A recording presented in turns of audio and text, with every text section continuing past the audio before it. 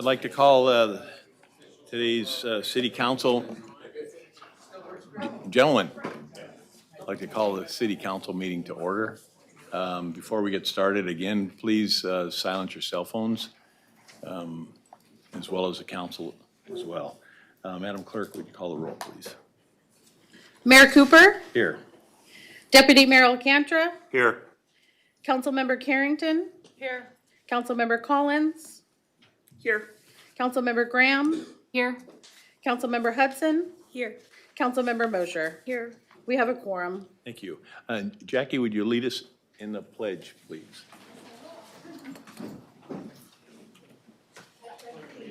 To the flag of the United States of America and to the republic for which it stands, one nation, under God, indivisible, with liberty and justice for all.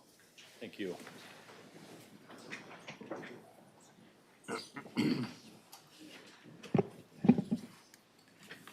Wishes of the council on the approval of the agenda.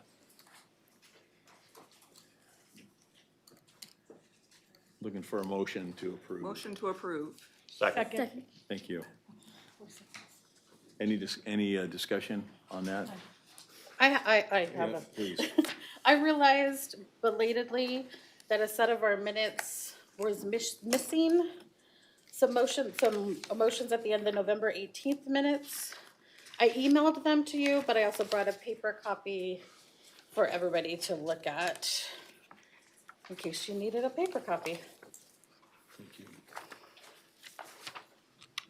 And then I also, we noticed some on the December 16th minutes. This is what happens when I don't slow down and do minutes properly. I just noticed a couple typos that I fixed. One of them I had put initial instead of initially. I had misspelled the word member for Councilmember Gramber, and we had the wrong mayor in one part. I fixed that. And then I fixed, this was for the December 16th minutes, and I fixed the typo from, it should have been AFN, but I had AFM on it, and I fixed that typo. So just so everybody's aware, I fixed some typos on the December 16th minutes. Thank you. Would you call the roll, please?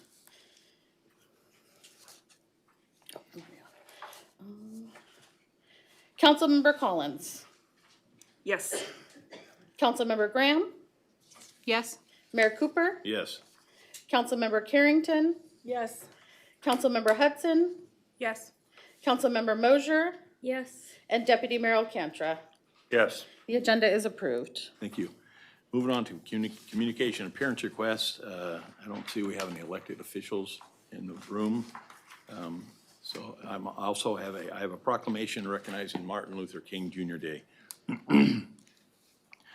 Dr. Martin Luther King Jr. devoted his life to advancing justice, equality, human dignity, and freedom for all people, inspiring generations with his courageous leadership and unwavering commitment to nonviolence.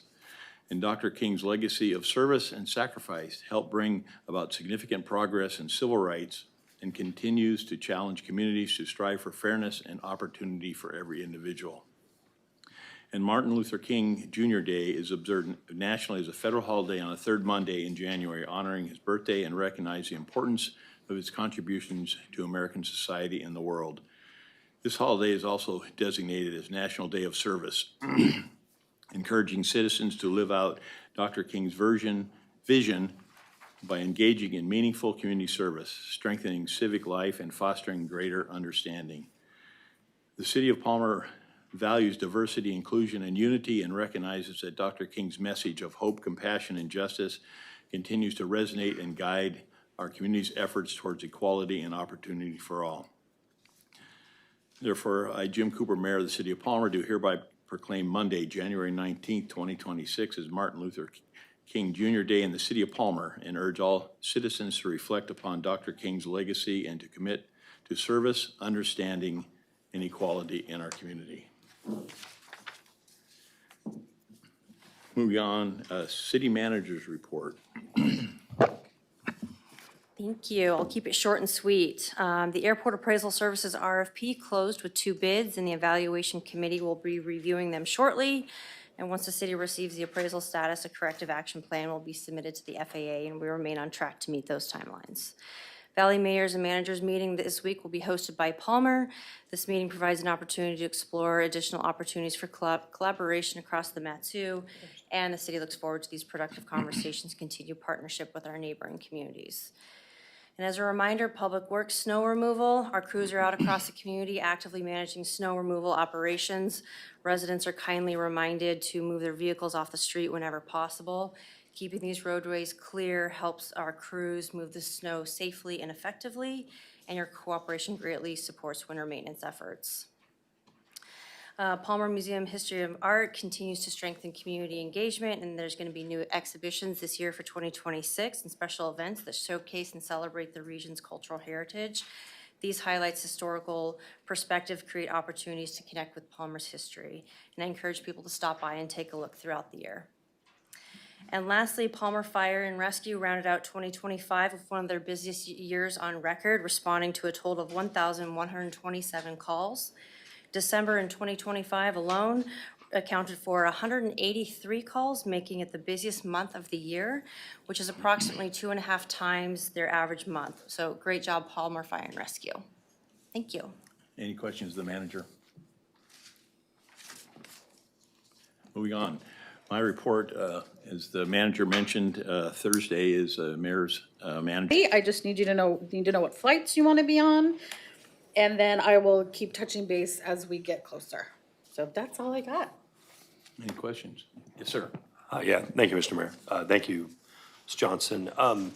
You passed out a flight options going down on Monday and come back on Wednesday, and certainly appreciate that and try to consolidate time. But the agenda for AML actually goes into the kind of midday-ish or closing comments at 11 o'clock on Thursday. So I assume with my trips I've made to Juneau over my time that the flights on February 19th are the same as they are on the 18th. And Generally, if somebody yes. wanted to come back on the 19th, we could make that happen and stay. Yes, of course. Stay. I know the mayor, because he's on the board, will probably have to stay for the entire time. And I encourage any members that might go down, even though the category is more budget blues when we're talking about possibly getting money out of the legislature, I think anybody who can stay till the at least 1:11 flight on Thursday, I think I would encourage that. So thank you. And Yeah, absolutely. Yeah, I could have put the 19th, 18th, or 19th. Thank you. Thank you. Any other questions of the clerk? All right. Moving on. Audience participation. 3 minutes per person, limited total time of not more than 30 minutes. Sign in, state your name, 3 minutes per person. Council meeting rules protect your right to testify and be heard even if others in the room disagree with you. Council meeting rules also ensure that those attending can express their views if they do not interfere with the rights of others to see and hear the proceedings. At all times, order and decorum will be maintained in keeping with the civility and dignity of the legislative process. Please be respectful during audience participation. No disruptions to city business or threats of any kind will be allowed.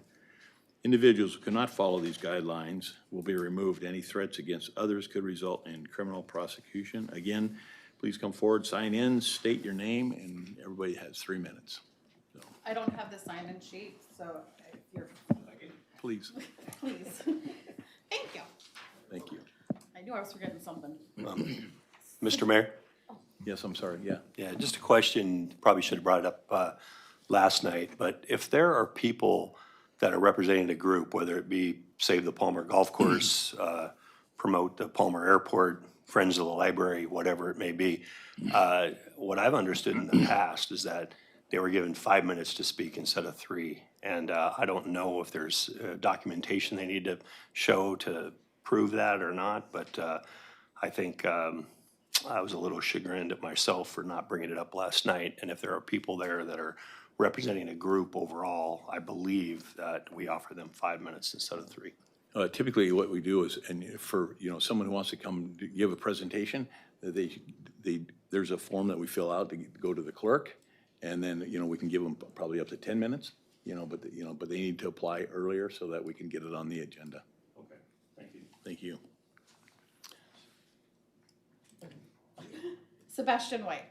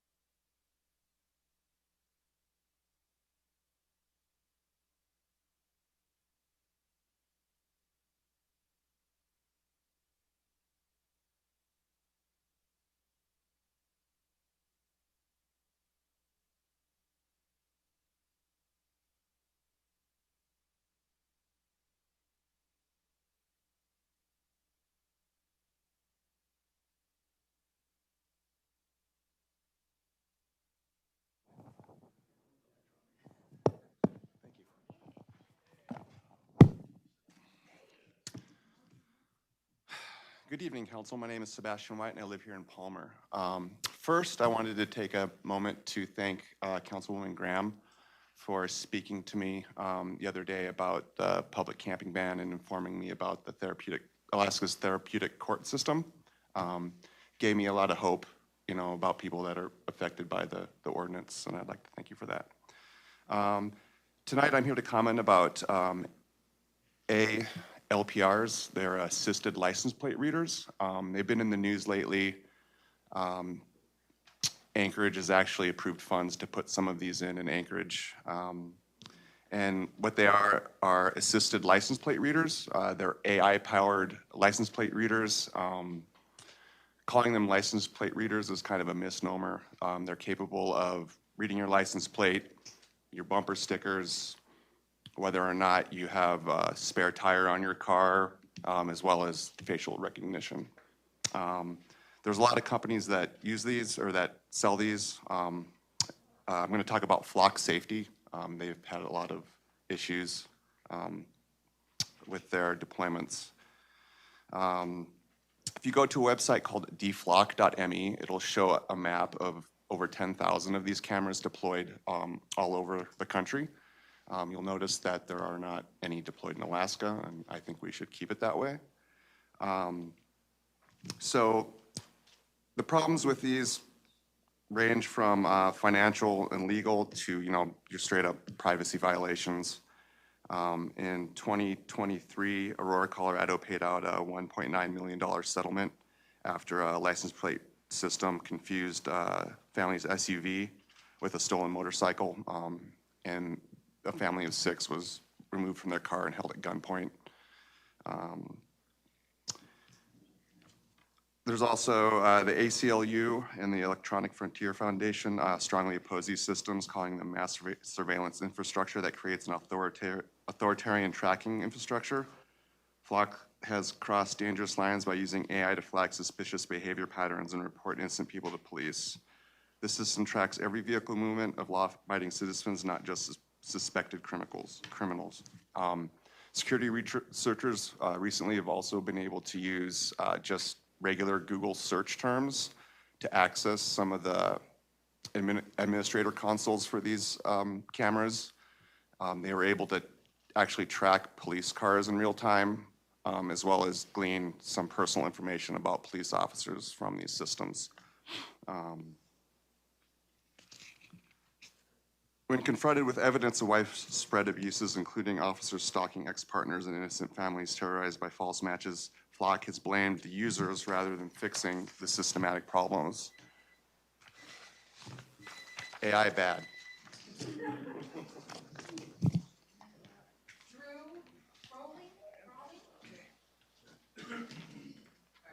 Oh, you're fine. You got it right. All right. Hello, my name is Drew, and I'm here in opposition to the rezoning that is taking place from residential to commercial in the city of Palmer. I'd like to point out a few things that I think have become far too conspicuous to really be too much of a coincidence to me. One of the things I would like to point out is that Palmer doesn't really need any more commercial property. In a short, simple 1-hour search, I found multiple properties that were available. Two that were 2-acre properties out by the fairgrounds that are right next to each other.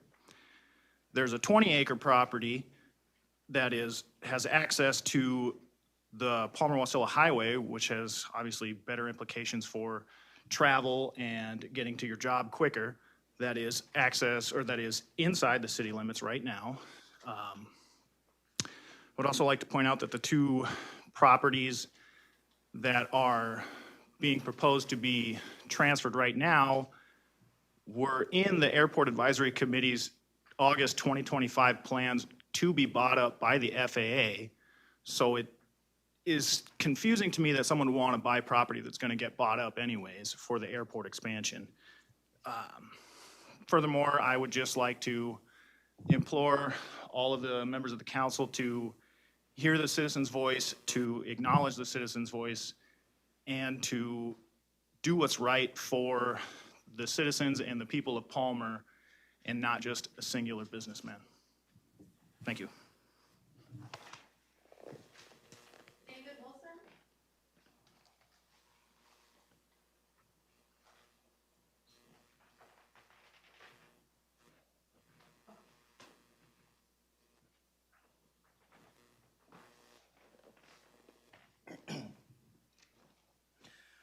Hello, Mr. Mayor and City Council folks. For the record, my name is David Wilson. I'm a resident of the City of Wasilla, but I'm here on behalf of the Matzo Health Foundation, my employer. It is that time of the year where our scholarship program has opened. The clerk has some information about our vocational and scholarship programs, along with the informational session hearing for families that may need a little bit more information. Anyone's its eligibility to apply as long as they've been a Matsu resident for a minimum of a year. For your high school juniors and seniors, this is a great time to have them start looking at this. For those seniors, the application deadline is due March 6th. And as of 2025 last year, academic scholarships are about 2.6 million. Vocational is about almost 300,000, and professional development is about $80,000. It's about 500 students that we've been able to help last year, and that's about 55% of them return and stay back here in the Matsu. This is for health, allied health, nonprofit management. There's a whole guidelines list on their website for more information, or they can attend one of those informational sessions January 22nd, February 5th, or February 19th from 4 to 6. Meals are provided. It's there in our Matsu Health Foundation there off of Cruzy Street in Bogart on the corner there. And folks can come there or call the scholarships office to get more information on that request. And so it's just a wonderful opportunity to just give back to the community in terms of making sure we have a workforce development that can meet the needs of our growing population and making sure that we can keep folks here in the Matsu and keep our Matsu strong. So with that, if you guys have any questions, I'll be here for the rest of the meeting. And thank you guys for your service. And I also recommend going to AML. I'll be in Juneau for that time period too. I think AHA's the Healthcare Association, and I'll see you guys at AML as well. So have fun. Thanks.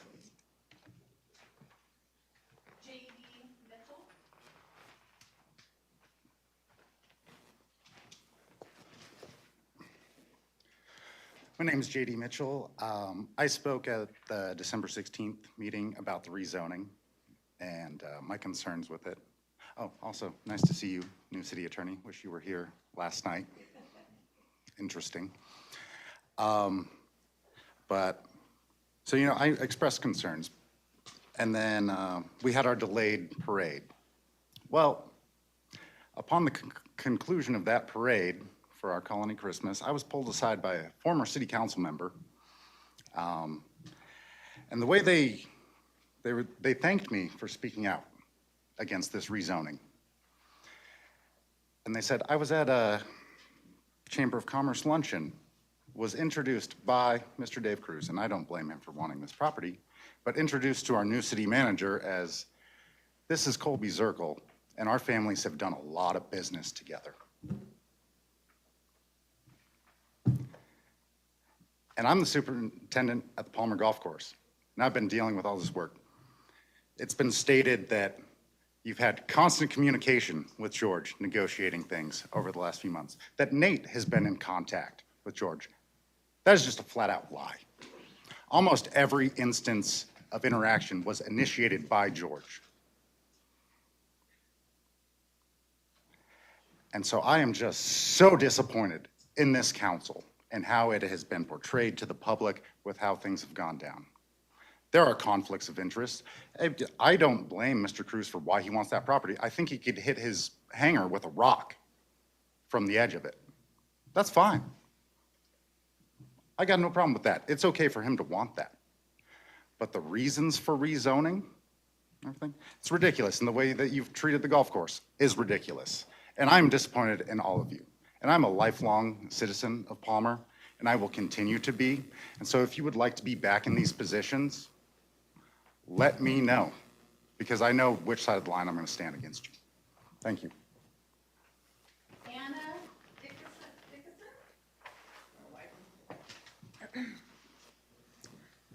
I'm going to read my notes just because I'm nervous. So, hello, my name is Anna Dickerson, Palmer resident. I reside inside city limits off of Outer Springer near the airport. I want to touch on a few issues tonight. One, I want to publicly oppose and ask that you vote no on the resolution to rezone.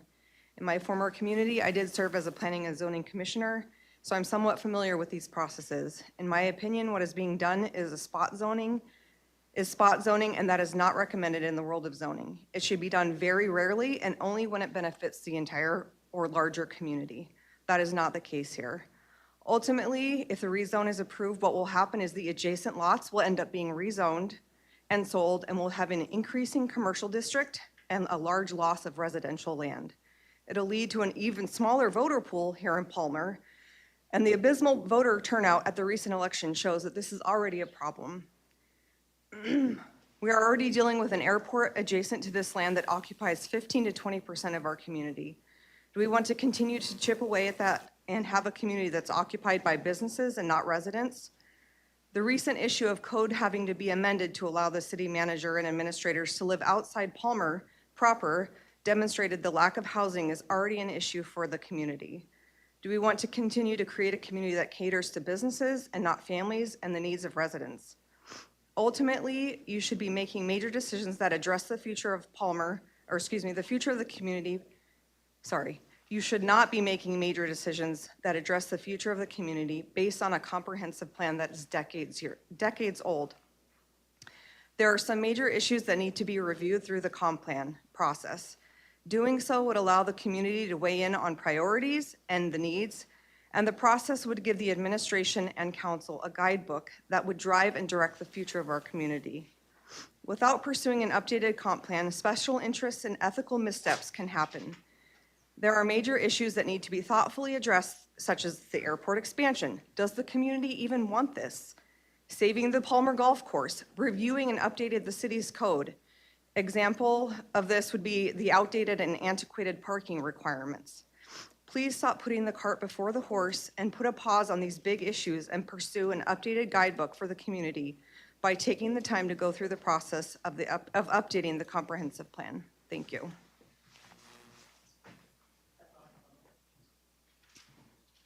Is there anybody else who would like to come forward and speak on audience participation? Nope. Good evening. John Sherrock, live in Palmer. I just wanted to say I was glad that the city council was able to approve the golf contract again last night. Tonight, I'm here to ask again for the council to consider a release of obligation for the Palmer Municipal Golf Course. As you guys know, you're the airport sponsor and you have the ability to instruct the Airport Advisory Council and the FAA to admit the golf course land from the airport master plan. You also have the ability to ask for a release of obligation, which has been successfully accomplished multiple times by prior Palmer City councils.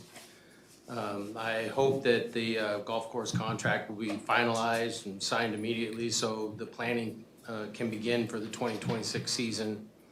And I also hope moving forward we can start looking at ways to improve the golf course and treat it as the gem of the community that it is. And finally, I just wanted to thank Big Cabbage Radio for staying late last night and recording the tail end of the session. I thought that was great. Thank you. Thank you.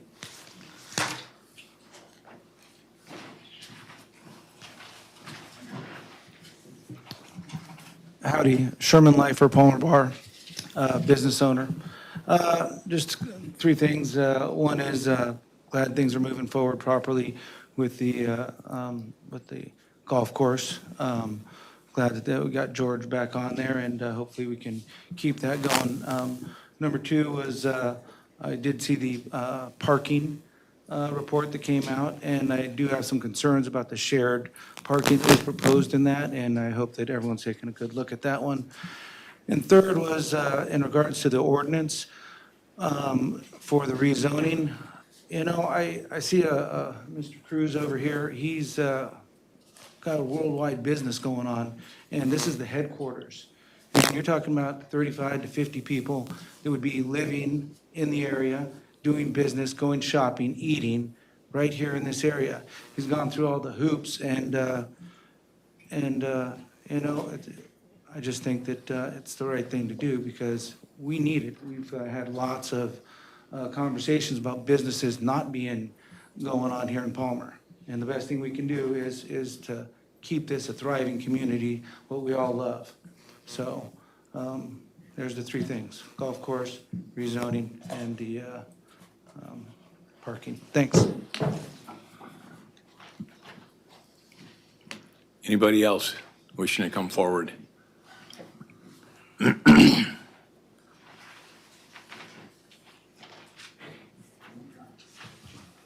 Yeah, my name's Joel Stefanski. Some of the things that John had said, I'm going to duplicate, but I think it needs to be said. I think the city has pursued release of obligation before from the FAA, and I highly recommend the council be successful in that on releasing the obligation to the golf course from the FAA. As you know, this is my fourth time speaking about the golf course and the benefits of that golf course. It's for all age groups, senior citizens, kids, Special Olympians, and I want you to always take that in consideration. Thank you for renewing George's contract last night. I think we still have a long ways to go. I encourage, and what I understand, Kobe, you're the main person that George has to talk to on future issues and liquor license and stuff like that. I encourage you to expedite that as quickly as you can. It's a big part of the success. And this is about, I've said it a lot of times, it's about success here in the community, not tearing down one group to fund another group. We all belong here. The airport belongs here. The golf course belongs here. Jim Cooper, you've said 3 times, the golf course isn't going anywhere. I'm going to hold you to that. You're a man of your word. I'm going to hold you to that. I don't want to be looking back 5 years from now, finding this golf course is been destroyed. And what a tragedy to eliminate this gem. And you guys have control of this. I have a lot of faith in you that you guys are going to do the right thing. The council has made a lot of mistakes in the past, and we move forward. And we're going to move forward in a positive manner for this community. Not just one group, but for all groups. And I think you guys all took an oath on that to benefit this community. This golf course is very important to hundreds and hundreds of people. And we got to stop dividing the aviation community against the golfers. It's very childish, very immature. And thank you for your time, and thank you for keeping George going.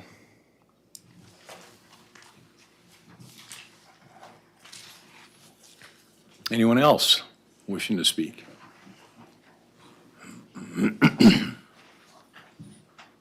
My name is Barry Willardson. I married a girl from Palmer, Alaska here, and I truly enjoy, after my career, of moving back to Alaska. And I'm a golfer, and I've been golfing since I was a young age. The one thing about golf and why it's important to this community, every age would be affected. And I'm 69, and it's hard for me to swallow that, but the older I get, there's one thing I can still do. I can go out and I can play 18 holes of golf, and I'm hoping I can when I'm 85. But if I played baseball or soccer, football, I wouldn't be able to do that my entire life. So keeping this golf course here, it touches junior golfers when they're 5, 6, 7, and I was a professional golfer. I was a director of golf at Guadalajara Country Club in Monterrey, Mexico as well for 9 years. And juniors love it, and you'll learn so much about yourself playing golf. And you would be doing every member of this community a great service of every age group by keeping the golf course. Thank you. Anyone else? Once, twice? Close audience participation and bring it back to the council.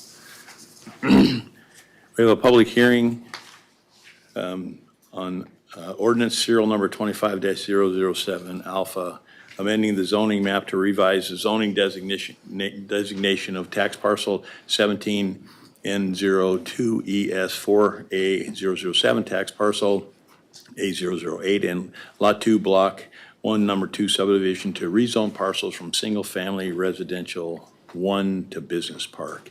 I will open up the public hearing. Anybody who wishes to come forward and to speak on this ordinance, please come forth. Mr. Hanson.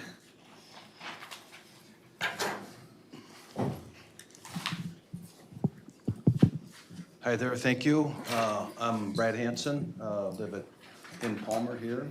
I'm also an owner of record on property that abuts the rezone. First of all, I want to thank you for continuing this public hearing to allow people to digest and understand its impacts.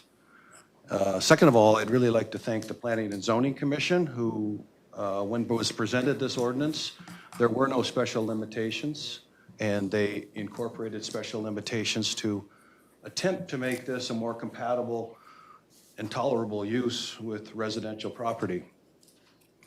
As you all know, special limitations is something that the city enacted a number of years ago to allow a more compatible use between districts where in some cases there may have the appearance of a spot zone or significant different intensities of zoning that require additional limitations.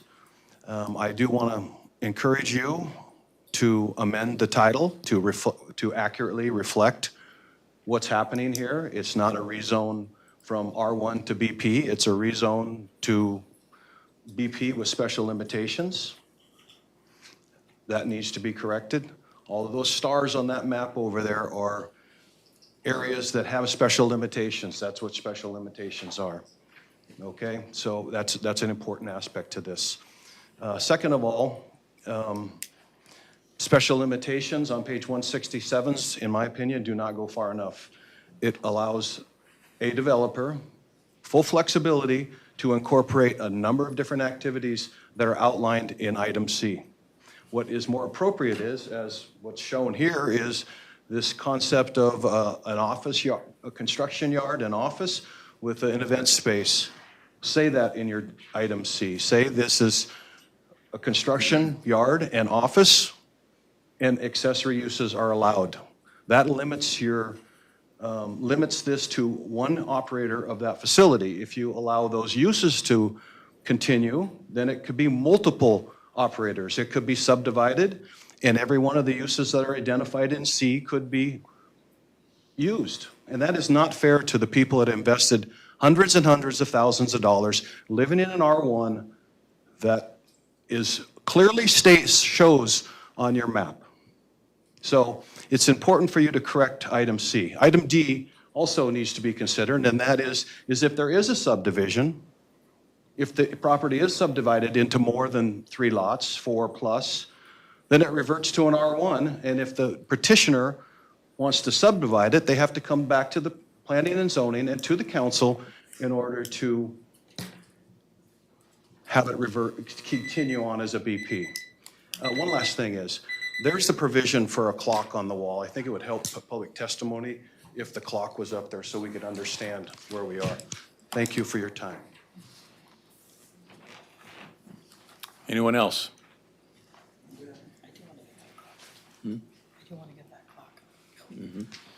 What he said. Gordy Richmond with Cindy Richmond. Again, we're here. Sir, could you bring the mic a little bit closer to you I can't, so we can, I'm a little impaired. How's that? thank you. Thank you. Of course, thanks for coming to see me out here today. Rather be about anywhere, but Cindy and I are here again in opposition. Dave's got his depiction out here. We, like Brad, are probably the most impacted. That blow up is of our house. That's me with the grandkids out there and the dog playing in it. So, and we've written and corresponded and spoke at nauseum to this. That's since August. This has gone on quite long, lengthy time, and we'd like to get this over with, resolved, get on with our lives, all of us. And all we ask is fairness and equity, and no more than that. No more said than that. You could read my correspondence. I'm a little better at writing than I'm at speaking. Like I say, I'm a little impaired.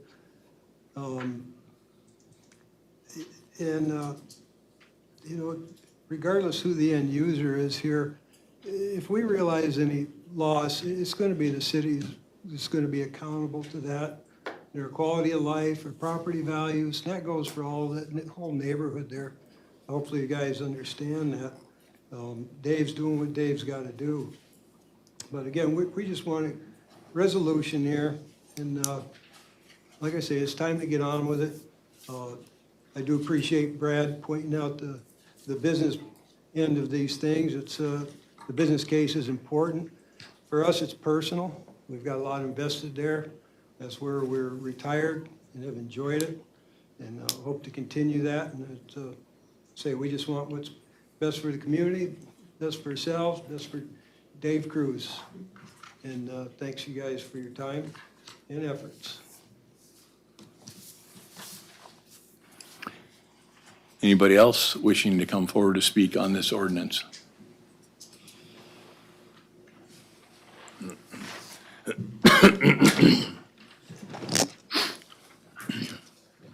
I agree with Brad on a clock on the wall would be nice. My name is Jay Van Diest. I live outside the city of Palmer, in the greater Palmer area. I went through the Palmer schools here, first through 12th, and I plan to live here longer. 3 points I was going to make. The zoning map over there is mostly yellow, and it's not all developed, and the yellow is single-family residential. And then there is, the light blue is public. The city owns light blue. There's quite a bit of light blue. The aqua is the airport on the east side there. And in the purple, all the way down on the bottom there, there's the purple's the BP, the business and business park. And there's no lots available left down there. There's a few that come resale on the very bottom where the business park is. Then the Terrasond has the other one, little 5-acre parcel by the ice rink. And the third one, there's only 3. Third one is right in the middle there by next to the aqua, just west of where the airport is, and that's right bordering these 3 actually lots. This 10 acres is the third one's next to it. So it's continuous to an already BP zoned area. There is a need for that, is what I was pointing out. It's the least amount of zoning that we have. And it's prudent, in my opinion. I deal with zoning often. And it's prudent to not have single family next to an airport. There's a 60-foot wide easement between the airport and this property. So there's 60 feet, a helicopter can be landing and a house could be, as far as the property, the house would probably have a setback. And the hangars though, right now from the property, the hangars that are existing along that are under 100 feet. About 5 of the hangars are under 100 feet. And so currently it's not a good safety area, and it's not a good quality of life for putting single family there. And I would put it common knowledge not to zone single family right across the street from an airport. Another thing is that it improves having a diversified business in the city. And one of the goals of the city is a walkability and having people work close to the city. That's a walkable area. We have the Happy Run goes real close to there. And so there's a lot of room for walking for employees that would be there.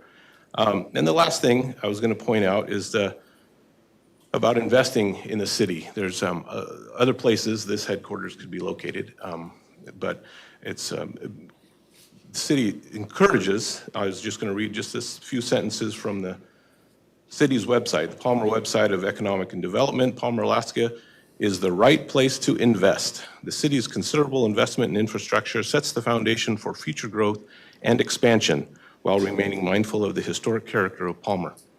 Palmer provides an unprecedented lifestyle and values and vast business and recreational opportunities. This is just one of the vast business opportunities. Thanks. Thank you. Anyone else? Seeing no one coming forward, we will close the public hearing and bring it back to the council. There's already been a motion on the table, so this ordinance is up for discussion at this point. Deputy Mayor. Thank you, Mr. Mayor. I would like to make a motion to amend the title to the last part where it says Business Park BP Put comma with special provisions, Special limitations? special limitations, I'm sorry. Thank you. I'll second that. Any discussion on that? Any opposition? It's all right. Mr. Mayor, Seeing- I did yes, yes. have a question. I didn't know, are we going to be able to hear from Mr. Cruz today on this issue, or was that not part of the plan? I just wasn't sure. Typically not part of the plan. Okay. So, all right, no opposition, we will change the title to with special limitations after BP. Yes. Any other discussion? Yeah, Mr. Mayor. Oh, yes, sir. Yeah, thank you, Mr. Mayor. This is a very difficult one, obviously. A lot of people bringing very valid and strong testimony. And it's not just the stalwarts of this community, whether they live in the community or beyond. I mean, Brad Hansen and Dave Cruz are two people that, I've known for decades, and they're both, fantastic businessmen, fantastic community members. I wish, and I'll take the responsibility of not doing enough. It's funny about, somebody mentioned council making mistakes. One of the things when you're a council member is you become sort of a generalist. I mean, you don't really have the nitty-gritty details of every single topic. But when you see the work that went into it for months, and at the planning commission level, and they did, as mentioned earlier, they put in the special limitations and other things. But it's hard to, even though I appreciate the testimony and I appreciate the fact that people are talking about this being next door, it's difficult when somebody follows the rules, does the work, and goes through the process to really at the 11th hour plus decide that, hey, this needs to either start all over again, or this just isn't the proper way to do it. I do know we have a city council member now who served a long time in the Planning and Zoning Commission, so I hope she has some comments to make. But I am very torn. I mean, I want to represent the Annas and the Drews more than I represent the Brads and the Daves. I mean, the people with business money and long-time political connections, they have plenty of representation already. I want to represent the people that come forward, but I wish it came forward 3 and 6 months ago, and I could have, I think, done more to try to make it even maybe a little more palatable. But at this point, unless somebody up here on the dais can convince me, I think a die has been cast and this thing probably needs to move forward. But I'll look forward to hearing what Councilmember Mosier has to say, or the mayor or other people up here on the dais. Thank you. Yeah, Councilwoman Carrington. Can we ask questions of Mr. Cruz? He doesn't come in. Yes. Yeah, please come forward. And I'd like to also have our staff, Community Development Director, be available and come up as well, so we ask him questions. So he has a staff report of this. And if you don't mind, I'd like to have our staff go first, if you don't mind. Could you please, you can still sit there, Dave, but please come forward, bring your chair. Sure. Sorry. Share a chair.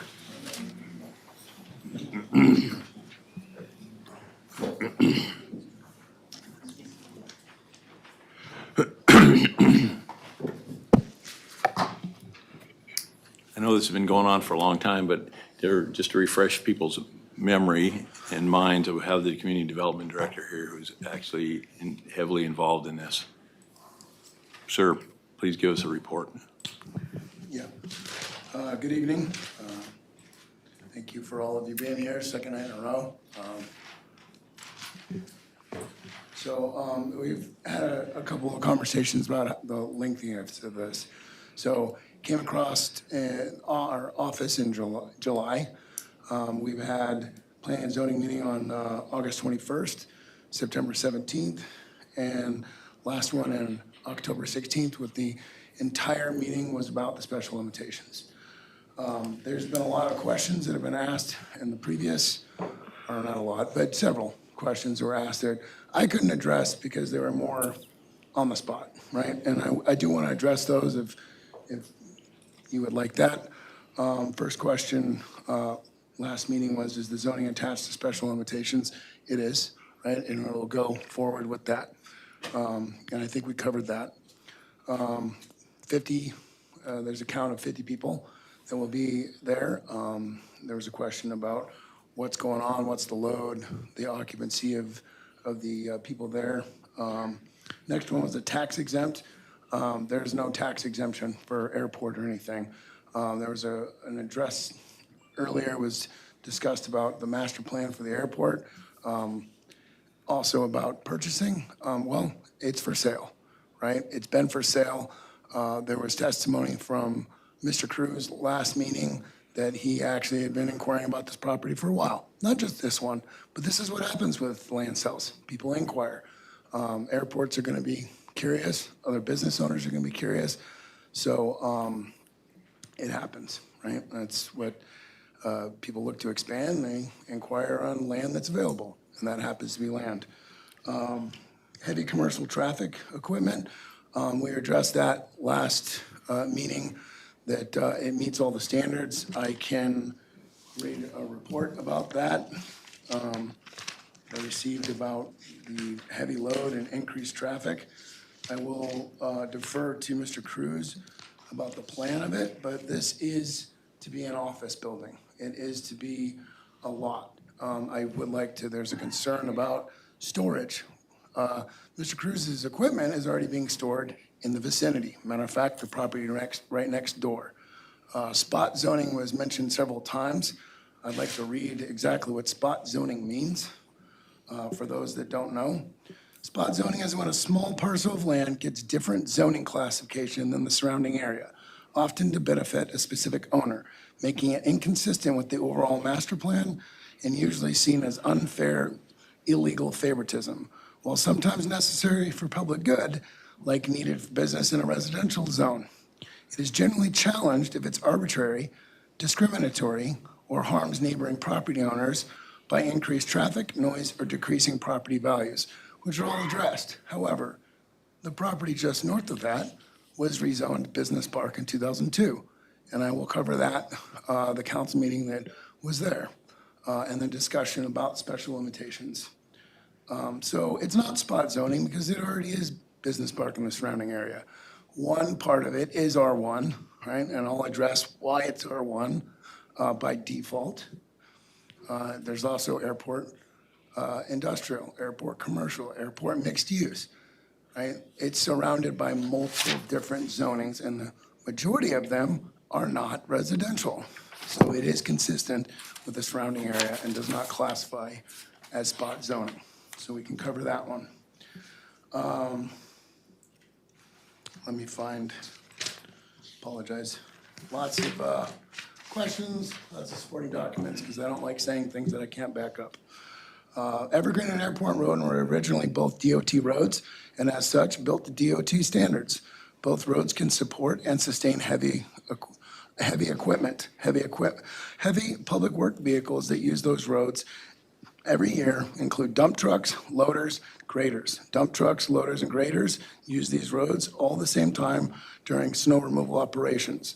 There are weights of the respective vehicles. Dump trucks are 68,000 pounds. Loaders and snow blowers attached are 52,000 pounds. Graders are 32,000 pounds.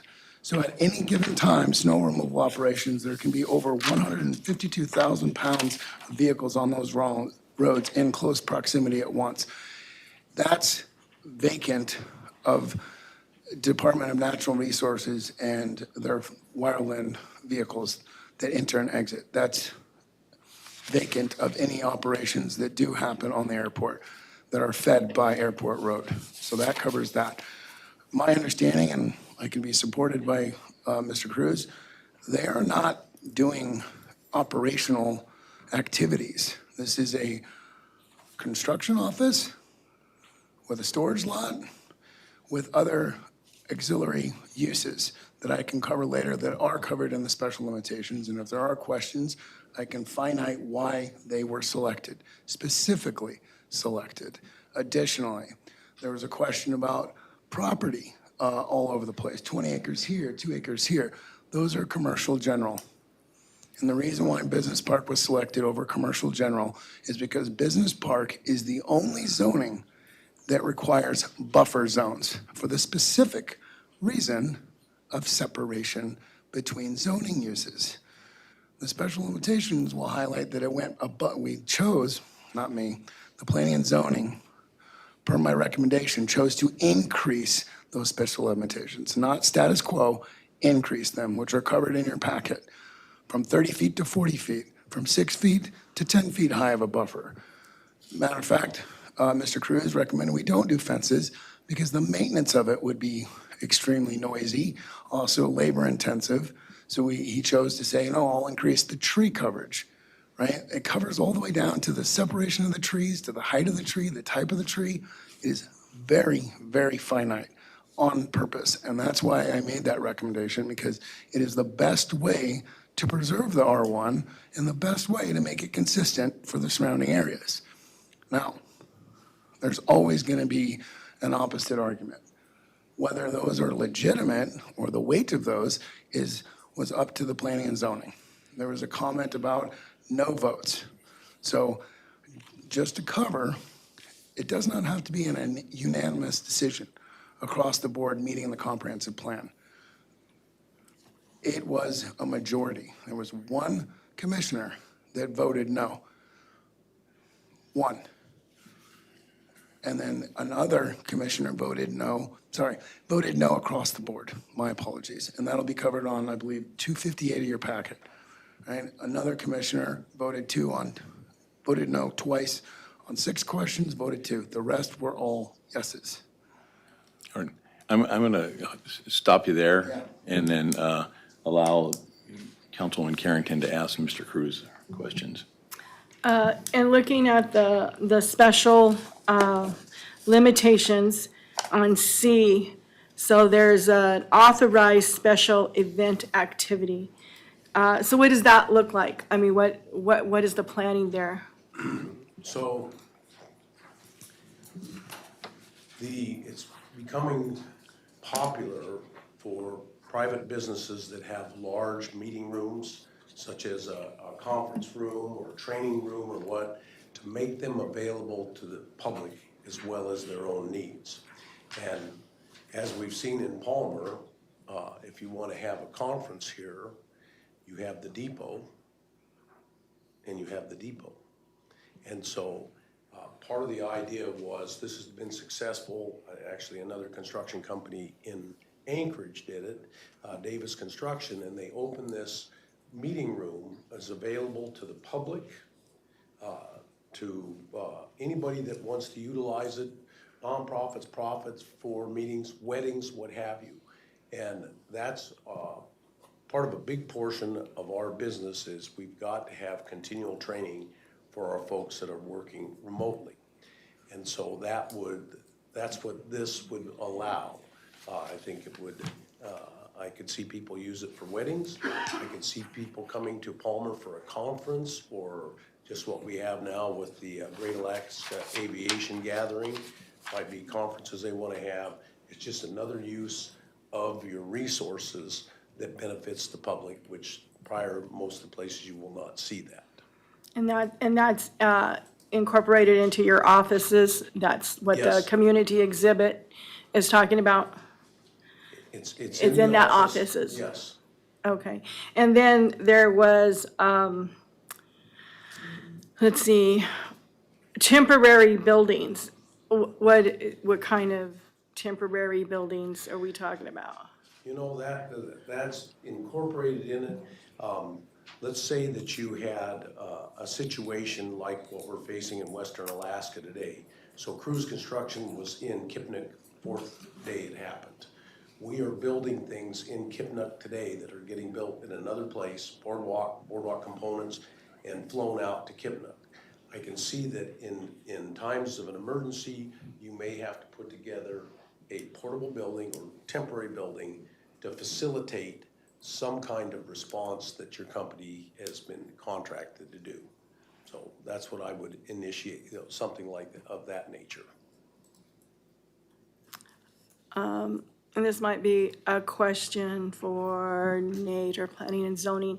So last time I tried to ask the question, if the land is resold, does that designation go with it? Or if it's subdivided, can it be special limited that it goes back to residential until it's brought to zoning again?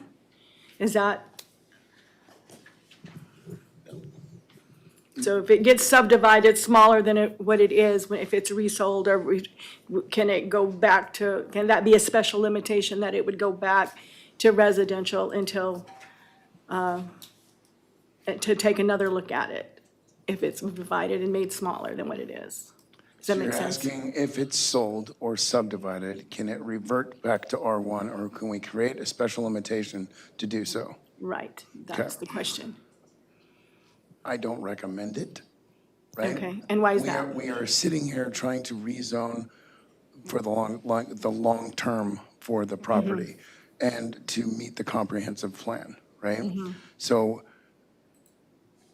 rezoning and the idea to rezone it again is not what, like, that's not the intention, right? Now, is it my understanding? And also, Okay, sorry, I'm go sorry. ahead. No, you go ahead. I'm sorry, I didn't mean to cut you off.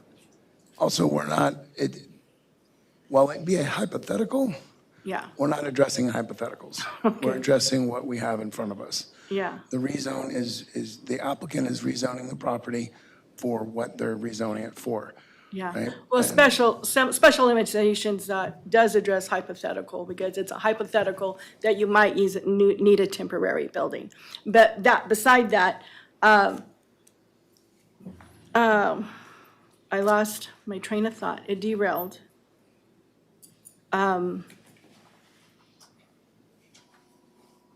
Okay, if it comes back to me, I'll ask it. Councilwoman Collins. Thank you. I had a couple questions along the same lines as Councilmember Carrington. Just wanting to make sure that this ordinance is narrowly tailored to the uses that are intended or expected, both by yourself and by the surrounding community. So there are a couple of additional things on that section 3, paragraph C, that I was wondering about. It says one of the permitted uses would be a machine shop. Is that something that you expect to be operating on the property, or no? Well, currently in our shop on Lazy Mountain, we have a lathe, so you would consider that a machine shop. We don't take in work. If you come to us and say, hey, I need you to fix this, no, we have enough problems ourselves, so we just try to keep our own equipment. But I think that's the verbiage why you would say machine shop. Okay, so a single lathe, does that, and Mr. Oates would that still require the machine shop designation? That's exactly the exact reason why. Okay. I recommended that we have a machine shop. The purpose of these special limitations is actually to narrow it down to exactly what Cruz Construction wants to do for the benefit of the surrounding areas, specifically R1, right? And so that was exactly, I very carefully was like, what are we doing? What is the capacity? And I've had multiple conversations about, I want to make sure this is what you guys need done, because we don't want to do this again. And I sure as heck don't want to put my stamp or my recommendation or have planning and zoning put the recommendation on something and then have to change it after the fact. So it was a mill and a lathe for non-commercial purposes, meaning in the house. So anything that they're doing to remedy anything of theirs, their pontoons, the connexes, any equipment they're doing, responses and hazard environment, things that they're doing in-house for their business, not, and correct me if I'm wrong, right? Not for commercial purposes for like retail, right? So I know when you think machine shop, you're like, oh, you're manufacturing things. Like I was very specific about, we're not going to be manufacturing things, right? This is auxiliary to the business. And the answer was yes. Okay. So would it make sense to possibly with a machine shop add by amendment for non-commercial purposes? Would that be an accurate description then of what's? Well, the argument would be if we're machining a piece of equipment that's going commercially, and we're going to charge the state of Alaska on the job, we are a commercial entity. Yeah. It's difficult to define that, then exactly, nail that down with language, huh? Okay. Let's see, the warehousing and freight movement and storage, that's gonna be a big part of what you're doing there, or? That is a very big part. So, as I stated before, the majority of our work is western Alaska and the North Slope. So we have, one of the reasons that I have always liked this piece of property, because it's adjacent to the airport. So we have a hangar on the airport, and we have a turboprop that supports these jobs in western Alaska and the North Slope. And so that, the warehouse part is, we'll have a plane that's got maybe 1 passenger, 2 passenger, and the rest is all camp food for a remote job in a village or at a camp somewhere. So yes, that's a big part. Okay.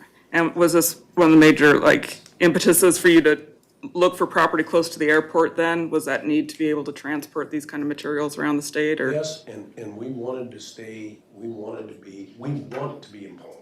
We're Palmer folks. And this piece of property had been vacant for 60 years. And I had a no for the first 20 years from the owner till this year. And so I wanted to take advantage of that, build this complex.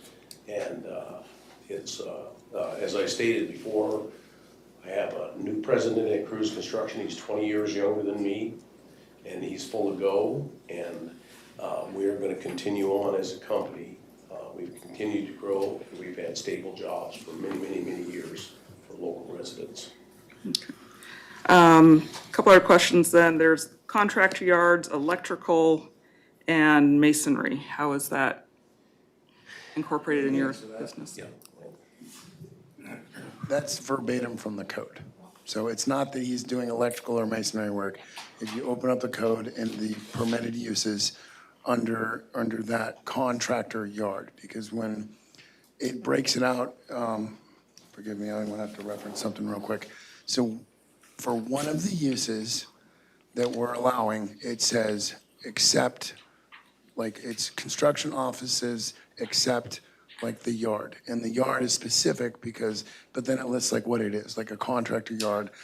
And it's basically just in the reference in the code. So that's why it needed to So it's part and parcel of verbatim that. what's in the code. Okay.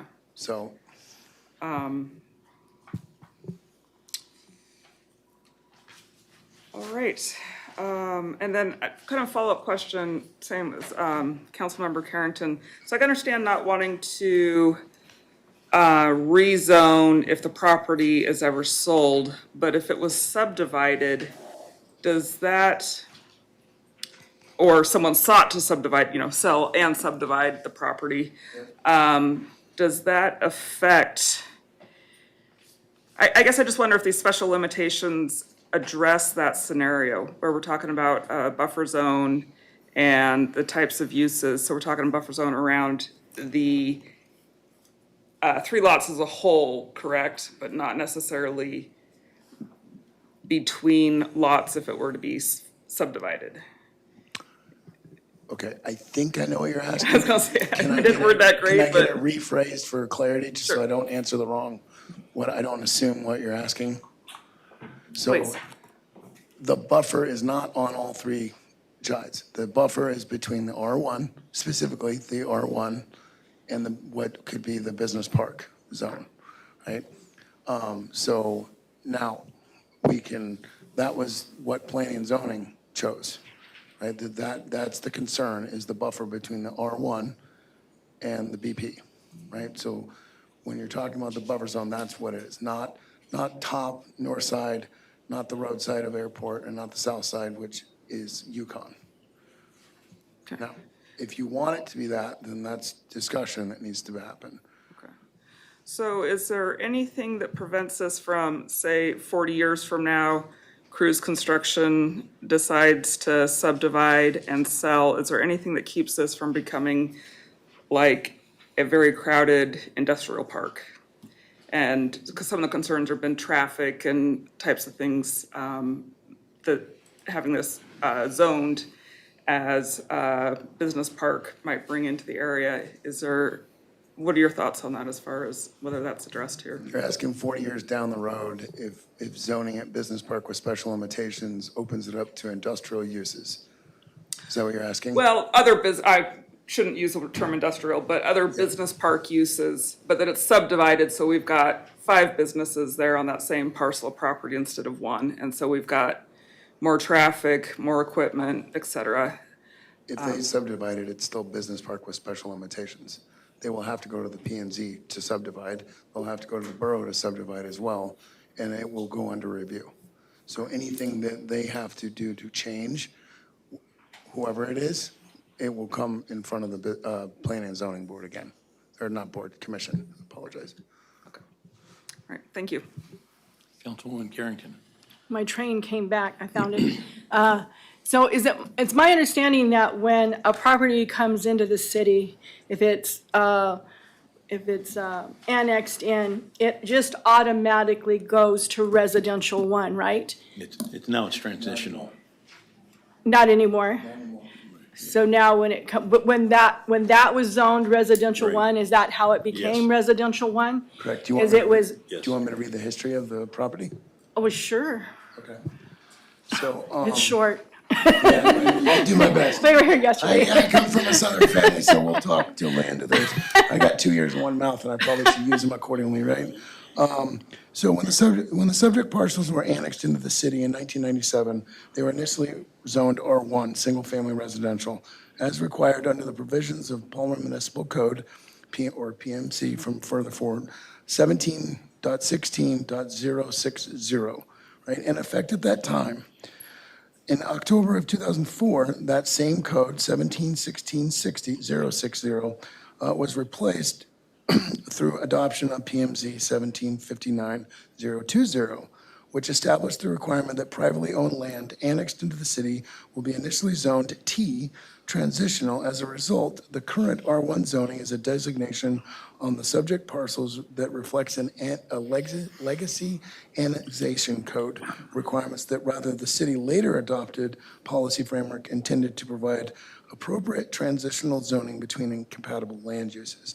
Now, what that means is it doesn't just automatically go to R1, right? Case in point, that entire yellow that is being argued that it was by design to be R1, right? So we can make the argument that that giant property, right, that borders the airport and Arctic is not being used as an R1, but it's R1. But there's cows on it and heavy equipment. So it's a case in point. That entire area was just auto-populated R1. So we're making an argument that this was by design, but it was kind of by default, which is hence why we're here, hence why I have the position, the city has the position, or the staff has the position, and planning and zoning has the position that this does meet what would be good for the city, and it covers the comprehensive plan. Okay, thank you. I appreciate your time. And that you made it short. Yes, sir. Yeah, thank you, Mr. Mayor. Mr. Cruz, I'm just curious, when this facility gets built here and however long it'll take, a couple of years, will this become the headquarters of Cruz Construction and the place on Palmer-Wasilla Highway either disappears or becomes another warehouse or something like that? It will disappear to do this. But that's our plan. Everything is centralized to there. All our operations come out of there. Thank you. Any other questions? Yes, ma'am. Yeah, I was just wondering if we had an idea of the total capacity of the building and what the parking will be expected to look like if we're talking about hosting events and stuff on that road with traffic, and what the expectation is of the city to comply. That'll be addressed when the building permit comes through and the driveway permit. We are addressing a rezone. I think the question that Ms. Hudson's asking is, with the size of the building that you have, is there, and potentially with the center that you have, community center, is there going to be adequate parking for the number of people that are going to potentially show up? I would say from the builder's perspective, yes, you've got 10 acres there, you have 2 buildings on it, you have plenty of parking for a special event. All right, thank you. But that would be addressed during the permitting time, Yes, that parking. yes, we would have to have approval from the city on the Right. building. Okay. Any other questions, comments, concerns? All right, Madam Clerk. Councilmember Carrington, Yes. Councilmember Graham, Yes. Councilmember Mosier, Yes. Councilmember Hudson, No. Councilmember Collins. Can I just confirm this is as amended? Correct. Yes. Deputy Mayor Alcantra Yes. and Mayor Cooper. Yes. It is passed and approved. Thank you. Moving on, action memorandum 26007, authorizing the city manager to spend an amount not to exceed $62,920 to Motorola Solution for annual budgeted services related to Palmer Police Department radio communication infrastructure support and maintenance. Would the wishes of the council? Move to approve? Second. Would anybody like a staff report from the city manager or the chief of police? Chief, come forward, please. Thank you.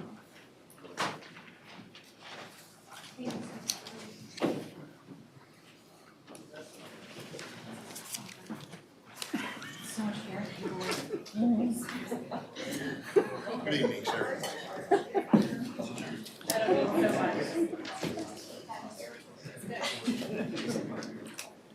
Chief, would you like to talk to us about this a little bit? Let us know what's going on. Certainly. This is, it's been a yearly bill that's in the past, and just hasn't come forward to the process. I think last year it was 58,000. This year, just with normal increases. But this is for the payment for our, basically it's our console system and the maintenance and all the upkeep for our radios that go in our cars, in the dispatch center, and all of that. It's just a contract for maintenance, usage, and things of that nature. Yes, ma'am. I have a quick question. I see you're wearing a Kenwood, Yes, which is not Motorola. correct. Are there any expected, I know part of this with the variant system is for E911, totally understand. With the Motorola stuff though, is there any expected compatibility issues that you guys are We seeing have not with this? experienced any. That, it's more for a Jim question, but we have not had any Okay. issues with the compatibility. They talk to each other just fine. Okay. And seem to intermesh. Thank you. Any other questions of the chief? Deputy Mayor? Yeah, thank you, Mr. Mayor.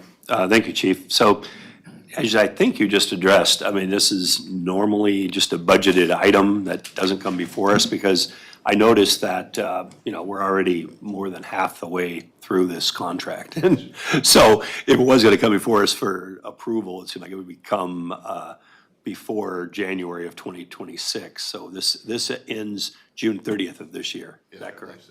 All right, I'm just making sure I'm tracking. Thank you. Any other questions, concerns? Madam Clerk? Councilmember Carrington, Yes. Councilmember Graham, Yes. Mayor Cooper, Yes. Deputy Mayor Alcantra, Yes. Councilmember Mosier, Yes. Councilmember Hudson, Yes. Councilmember Collins. Yes. It's unanimous and approved. Thank you. Mr. Mayor, Oh, yes, sir. can we take 5? Absolutely. Break, please. Do we need to get that going, or do you want me to just skip out? Don't worry about it. Okay. I mean, I'm trying to think. So we have, about a 40 minutes or so of stuff, right? Yeah. So, It's all gonna be like Gina, all right, so this is Gina. yeah, This, Gina. this is, you. Yeah, that would be me, Yeah, but it's an but, amendment you for know- HDL, so that will be, Jude. Okay,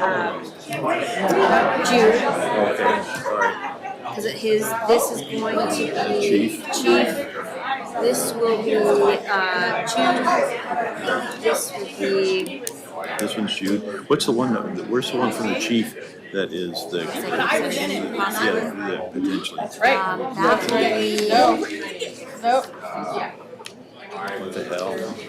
where did we put it? I think there's only 9, aren't there? You have it on here? Did it not make it? I thought it was, It makes sense to me though. What did we forget? we're looking at the This one, number 7. That one is, if we ask any tough Oh, this questions one. that we would like to go into, executive session. Maybe. Yeah. So do we want to move? If there's any questions, but that's why it wasn't attached, because it's Let's see. infrastructure. So this is the chief talking about this a little The bit. chief will talk about it, and if we start to get into more details, then we'll have to move into executive session. So what actually is the issue?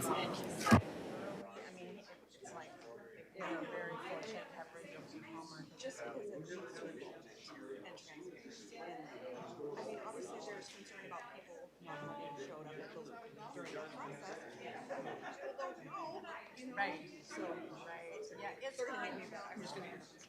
No, reasonable, I think in 2026, for city meetings to be, unless it's like a work session. Yeah. And, I will reach out to you. Okay, that would be great. Yeah. I'm so nervous when I speak in public, so hopefully it's something, that's why I'm like. Yeah, because, you know, you've already practiced and then you already know what you're gonna say. Nice meeting you. Yep, go out and do that. Okay, thank you.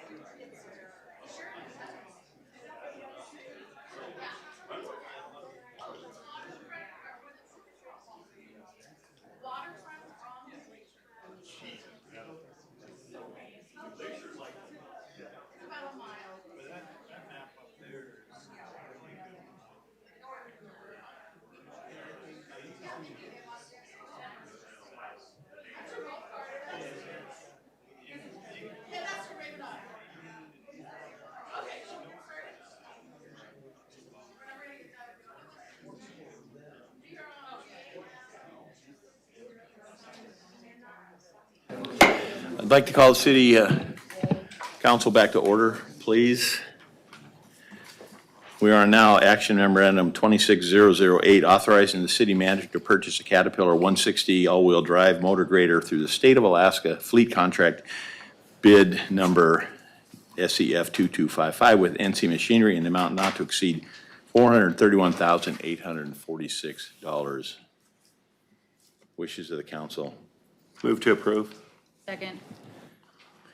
Any conversation, any objections to, this is on a budgeted, this is a budgeted item. So would you like a staff report or anything about this?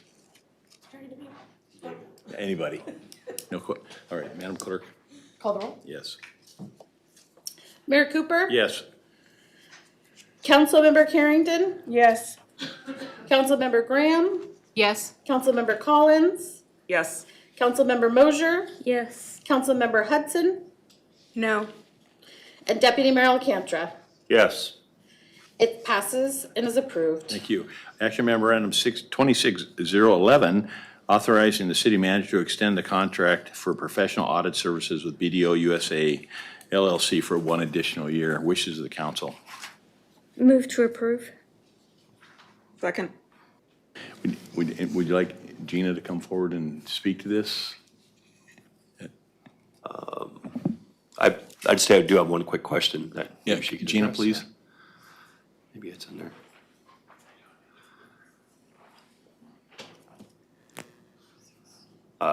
Thank you, Mr. Mayor. Thank you, Ms. Davis. It may be in here already, I just couldn't find it quickly. 93,700, is that a X amount increase from the past years, or what do we normally pay for their services, or what have we been paying? Mr. Mayor and council members, that is about what we paid last year. We will have a single audit again this year, so it adds to the overall cost. Okay, thank you. Any other questions of Ms. Davis? All right, Madam Clerk? Councilmember Graham? Yes. Councilmember Carrington? Yes. Councilmember Hudson? No. Councilmember Mosier? Yes. Councilmember Collins? Yes. Mayor Cooper? Yes. And Deputy Mayor Alcantra. Yes. It is approved. Thank you. Action memorandum 26012, authorizing the city manager to execute amendment number 6, additional construction administration with HDL engineering consultants in the amount not to exceed $61,000. Wishes of the council? Motion to approve. Second. Would you like Jude to come forward and speak to this? Yeah, please.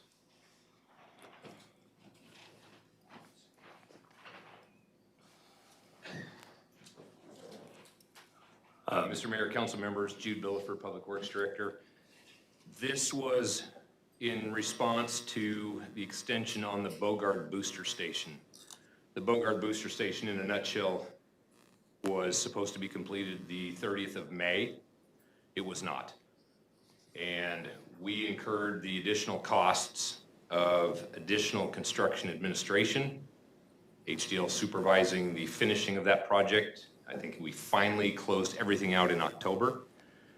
The city, as you have seen in your packet, is not footing this bill though, which is a key important piece.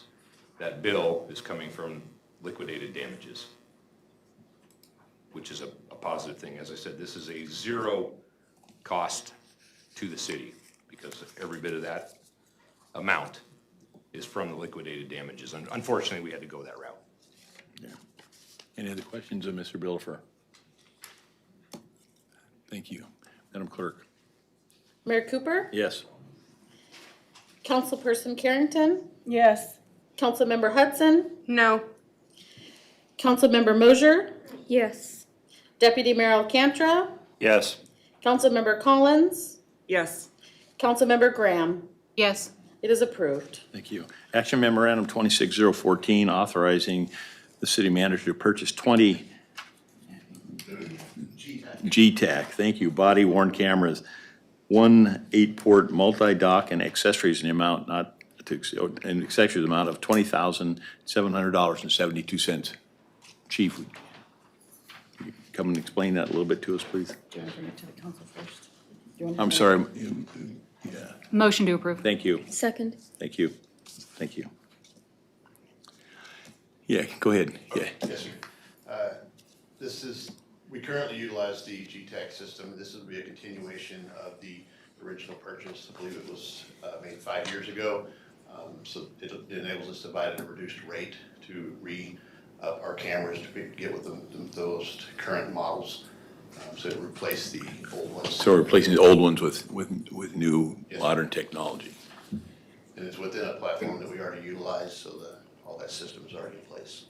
And what is the 8-port multi-dock? It's a docking station. You just drop the camera in, and then it uploads from there, charges, and does all the, you need to manipulate it, change names or anything. Any other questions of the chief? Madam Clerk? Councilmember Graham. Yes. Councilmember Carrington. Yes. Deputy Mayor LaCantra. Yes. Councilmember Hudson. Yes. Councilmember Collins. Yes. Councilmember Mosier. Yes. And Mayor Cooper. Yes. It is approved and unanimous. Thank you. Action memorandum 26-015, authorizing city manager to negotiate and enter into an agreement with Tech Pro Limited to replace the SCADA software for water and wastewater monitoring in an amount not to exceed $43,900. Mr. Billafer, Motion to approve? please. Second. Thank you. Can you explain this a little bit to us, please? Yes, Mr. Mayor, council members, we have very outdated, antiquated systems, as you heard Chief just mention as well, and that's what we're doing. We are replacing old and updating with new systems that perform and meet our needs much better.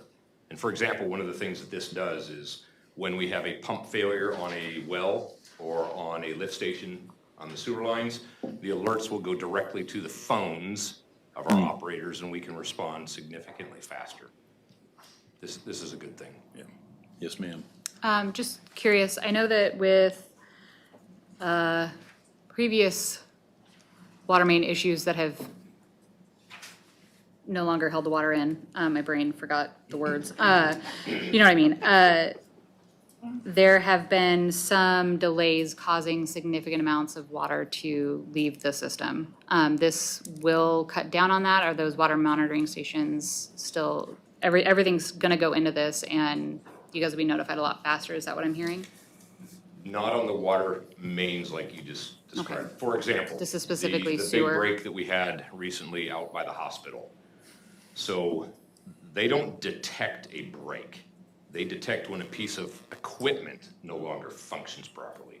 So as I mentioned, the break that was at the hospital, that was so far underground and the soil composition there was perfect for absorbing the water that we detected the leak through a usage report.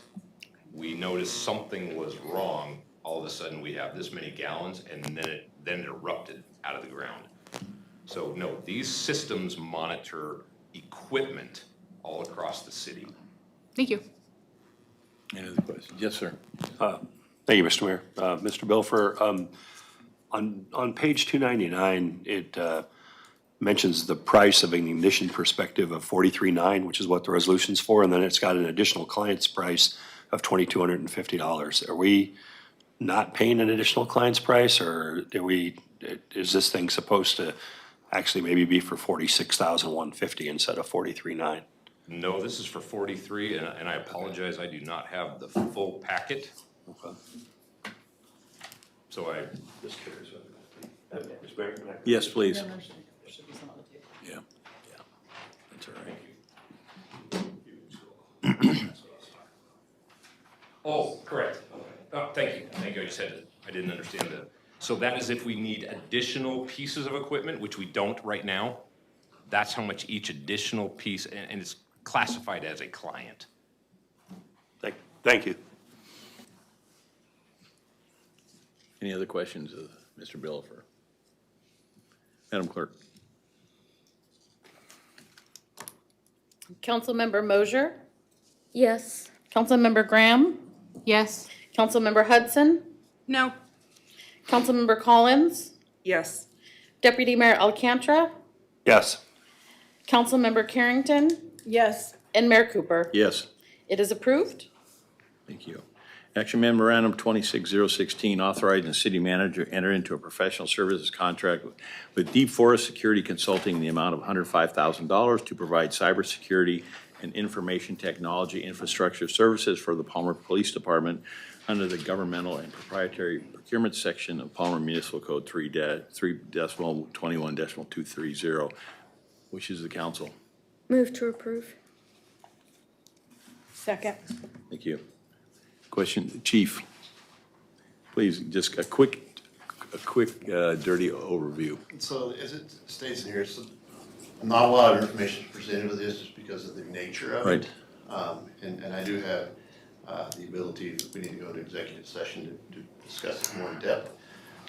But it's basically an option for cybersecurity that is, would be a third-party vendor that provides that. Like, for example, today APD released a report talking about how they had a third-party vendor who they utilize for, I don't know what service it's for, but that vendor was attacked, and then fortunately I think they were able to catch and get things shut down.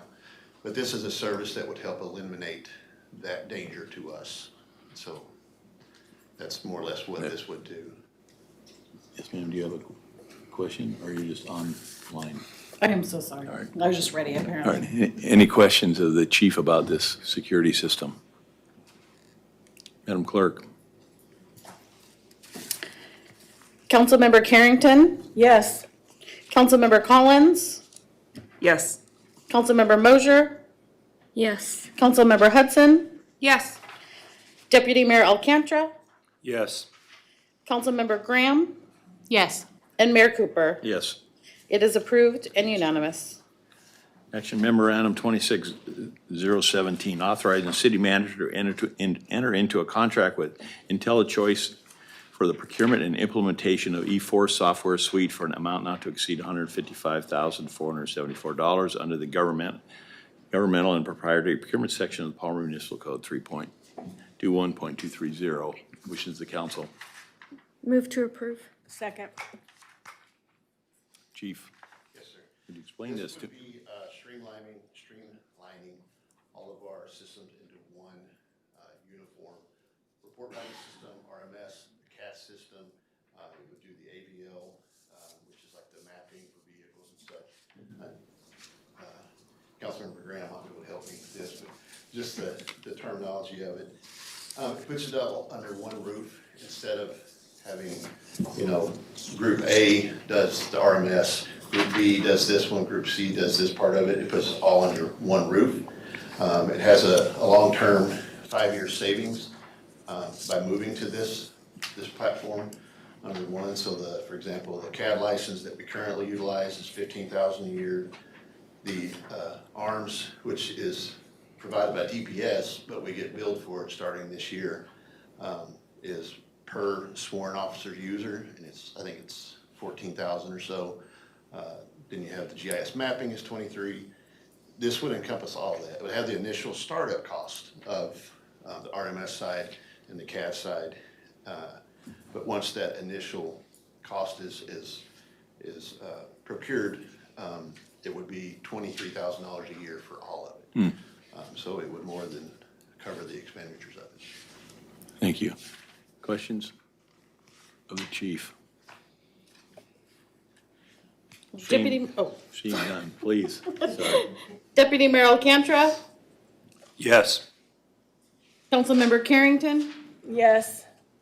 Councilmember Collins, Yes. Councilmember Graham, Yes. Councilmember Hudson, Yes.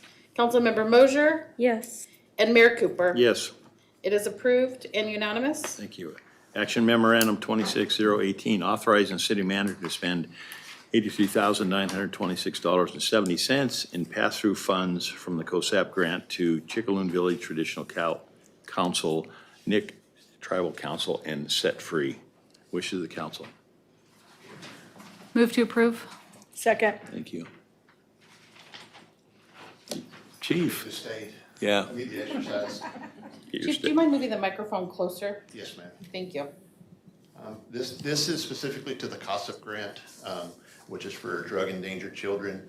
It's a pass-through grant, so these funds are utilized in providing the monies so they can hire out the individuals that will go out. They do the outreach to their various programs that they're affiliated with. They have a report back to us, and then we do quarterly reporting as part of this grant. So this, because they are unable to get this money, it comes through us and we just pass through. That's my understanding. Gina's been amazing in helping me understand this grant. This was come into place, I think, in 2022 under Chief Shelton. But my understanding is that the grant had to be obtained from a law enforcement entity and then passed through to these other groups that utilize the funds. Thank you. Any questions? Thank you, Chief. Madam Clerk. Councilmember Mosher? Yes. Councilmember Collins? Yes. Councilmember Graham? Yes. Deputy Mayor Alcantara? Yes. Councilmember Carrington? Yes. Councilmember Hudson? Yes. And Mayor Cooper? Yes. It is approved and unanimous. Thank you. Under new business, resolution number 26006, authorizing the execution and delivery of a loan agreement required by the State of Alaska Department of Environmental Conservation in connection with a fully forgiven loan from the Alaska Drinking Water Fund, amount not to exceed $1.5 million for the Cedar Hills Booster Station project. Mr. Billafer.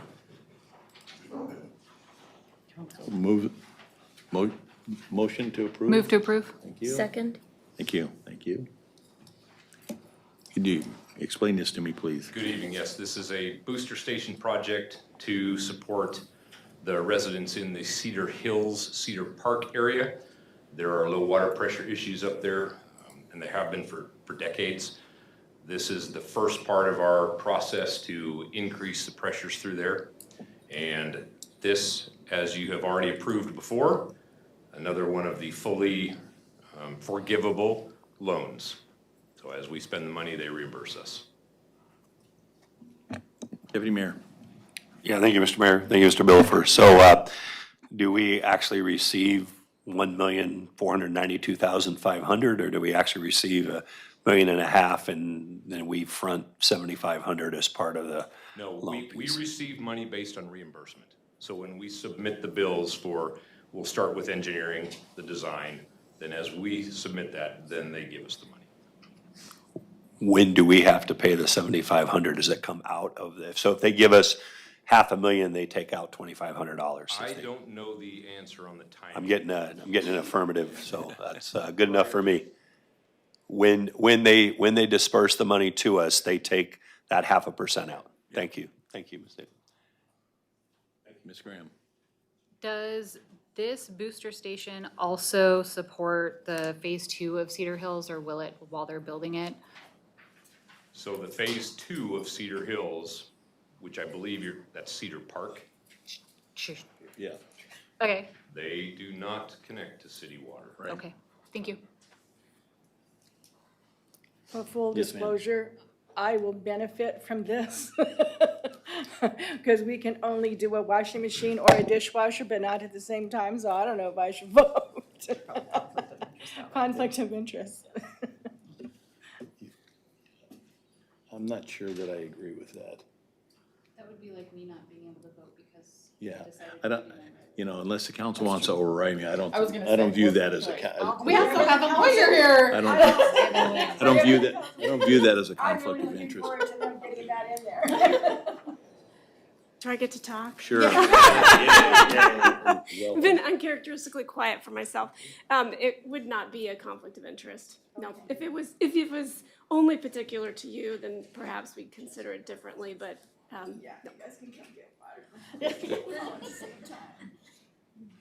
Thank you. Madam Clerk. Deputy Mayor Alcantara? Yes. Councilmember Carrington? Yes. Councilmember Graham? Yes. Councilmember Hudson? No. Councilmember Mosher? Yes. Councilmember Collins? Yes. And Mayor Cooper? Yes. It is approved. Thank you. Record of items placed on the table. I have the documents from the Matsu Health Foundation, the second draft of the minutes that I gave to the council, and that's it. Any questions of the clerk? Thank you. Moving on to audience participation. Again, 3 minutes per person, limited total time of not more than 30 minutes. Sign in, state your name, and 3 minutes per person.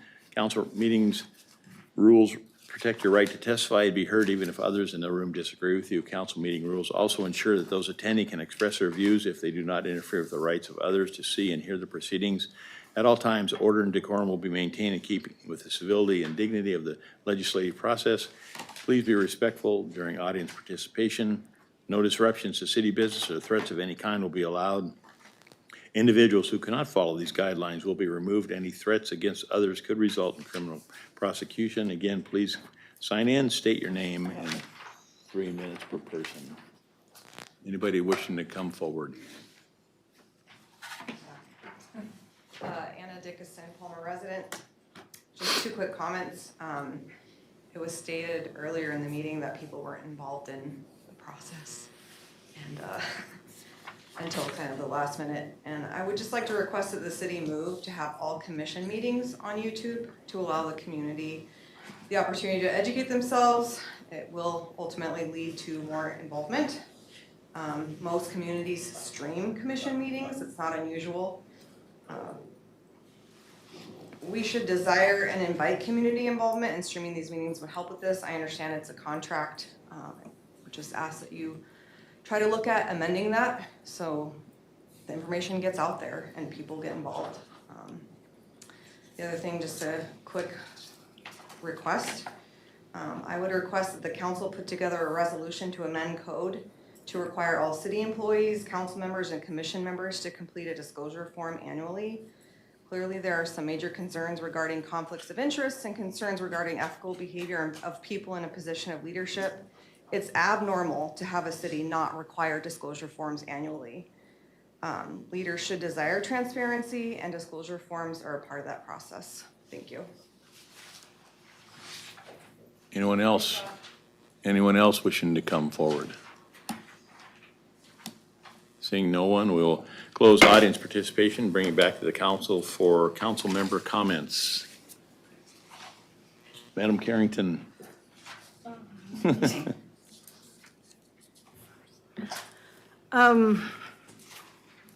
So I would just like to say that the golf course situation is, I'm glad that we're doing the contract with George. But I would also like to say that in the beginning of this, I'm new to council, in the beginning of this was save the golf course. And I honestly believe everyone up here has a heart to see the golf course remain. And it's a great thing that we have.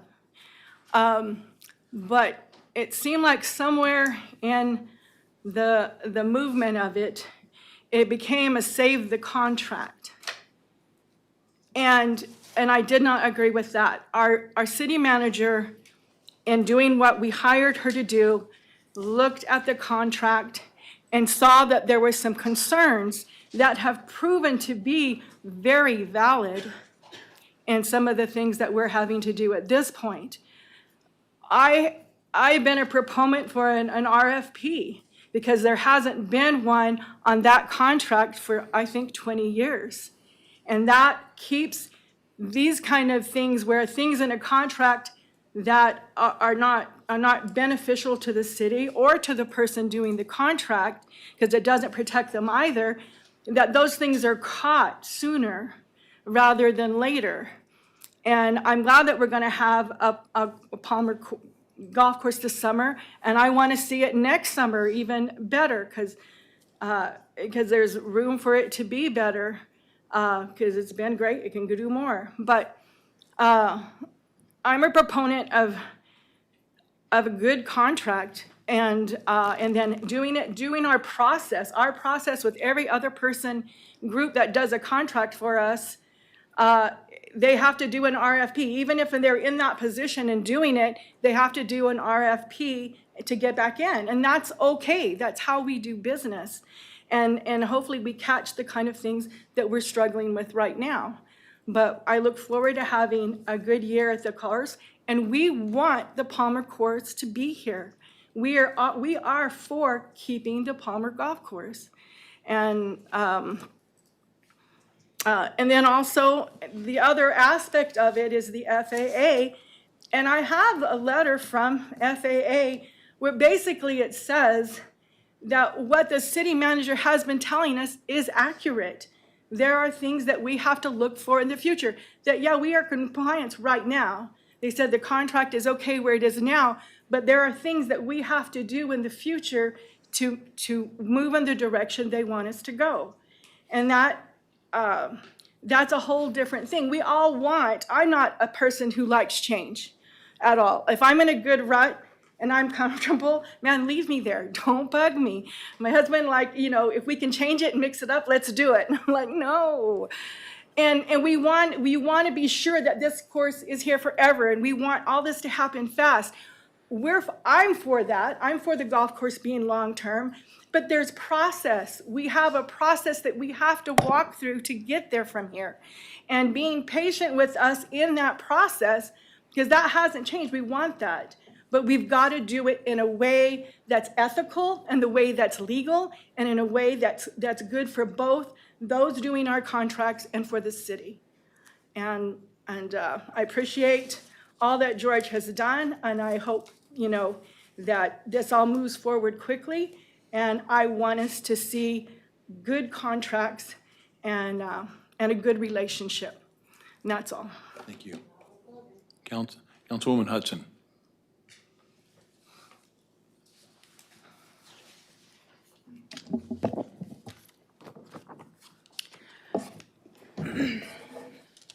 I am submitting my formal resignation from the Palmer City Council effective immediately after reading this document. This decision has come after sustained efforts to raise serious and legitimate concerns through appropriate channels. I have repeatedly attempted to speak directly with the mayor regarding these matters, and he has chosen to continue to remain silent. I have called out concern after concern, both publicly and internally, only to be met with dismissal, deflection, and inaction. I refuse to continue to support staff members who lack proper training and experience required for their positions. Continuing to do so is a misuse of taxpayer dollars and a disservice to the residents we were elected to represent. I refuse to support any large projects that are rooted in corruption at its core. Public projects need to be built on integrity, honesty, and accountability, not coercion, secrecy, and political pressure. Further, I refuse to support council members who claim that asking hard questions constitutes abuse or harassment of our employees. Asking questions is not abusive, and it is the very duty we were elected to perform. Silencing dissent through such accusations is itself a form of coercion. I have repeatedly asked for the formation of a committee to update our municipal code, which has been the root cause of many of the problems now facing this city. Those requests have also gone unaddressed.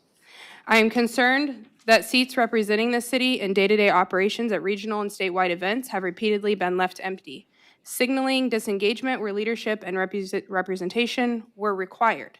Again, a disservice to the residents we serve. I am further concerned by repeated disclosures to council members about internal disciplinary actions involving our staff. Sharing such information violates basic human resource standards and has exposed the city to unnecessary legal risk. I have watched as significant decisions and planning processes have moved forward despite clear personal conflict of interest, without so much as a raised eyebrow or a pause for ethical consideration by this council. I have witnessed council's direction be ignored, including instances where full and complete process explicitly requested by this body were not carried out. This pattern reflects a disregard for council authority and for transparent government. At this time, newer members of this body have been led to believe that unquestioned deference is appropriate, and it is not. Staff works at the direction of the council, not the other way around, and no employee for this city should be above accountability.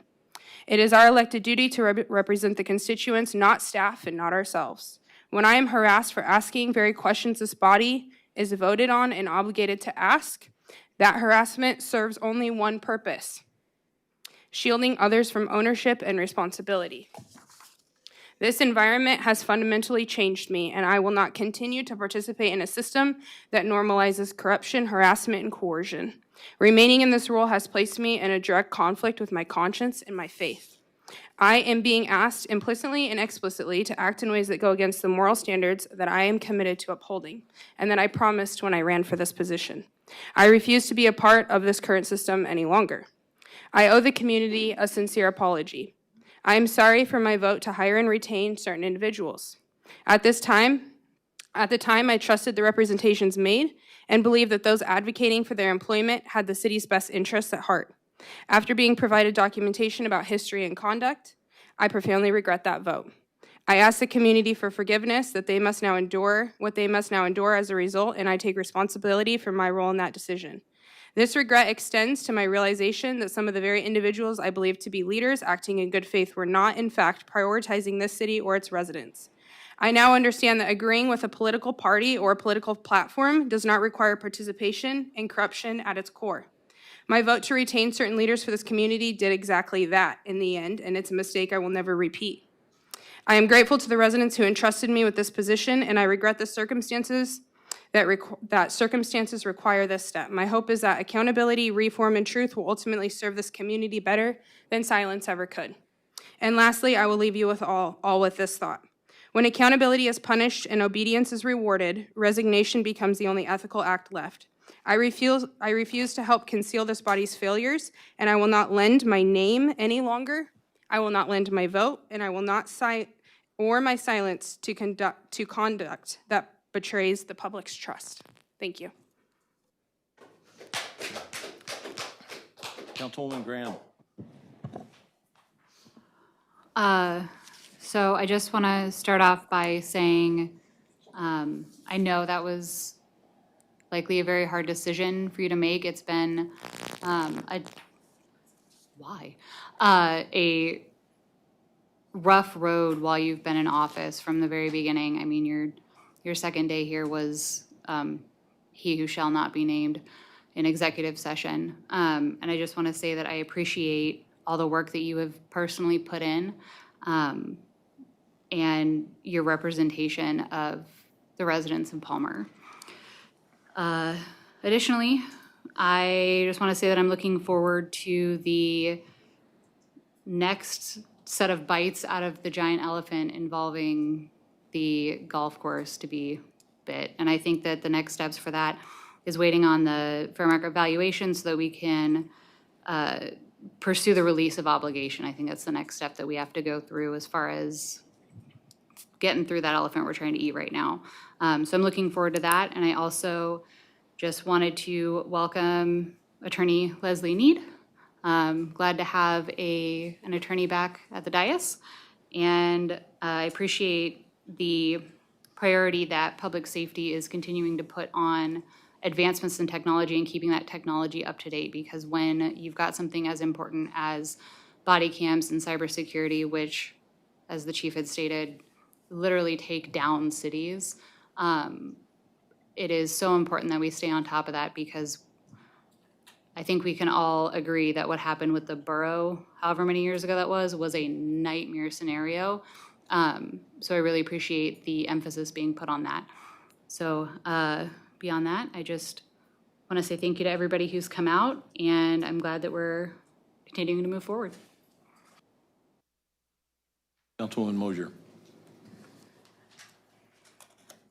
Thank you, Mr. Mayor. This evening, I would like to say thank you to the airport staff for the nickel tour of the airport. I think they have the best view in the city, and I got to see the beautiful golf course surrounding it. And that particular day, it was very nice and sunny out, and I could see the greens, so it was very beautiful to watch. But really enjoyed it. The second thing I want to say is thank you to the Matanuska Electric Association for their service in keeping our power on through the month of December. That was very tough. Even we kicked off our generators several times and for multiple hours at a time. Thank you to Public Works for keeping the streets clean and free of snow. And Palmer Police Department, sir, I love your new badge. shining bright. Thank you. And last but not least, second to last actually, Councilwoman Hudson, I've watched you grow tremendously. You were given a bad deal from the very start, and I'm sorry for that. You shouldn't have been subjected to it. Watching you through the last couple of years, you do ask good questions. They're questions I would never have thought to ask, so thank you. And then I know that Mayor Alcantara asked about the cruise construction. I just want to say thank you to the Planning and Zoning Commission. That was a very rough 3 months. It was a decision on the Planning and Zoning Commission that we did. The commission worked very well together with a lot of grace with our new city director of community planning and zoning. And we asked a lot of tough questions. And one of the first questions we asked was, how does this fit into the comprehensive plan? What can you bring to the city? And I think that really set the pace and it set the tone. We asked for a site map. We got a site map, what they plan to do. But I have to tell you that Planning and Zoning Commission works hard. They have quite a following in their commission, and they need to be respected and given a lot of grace. And so, again, thank you and Happy New Year. So that's all I have. Thank you. Councilwoman Collins. Thank you. On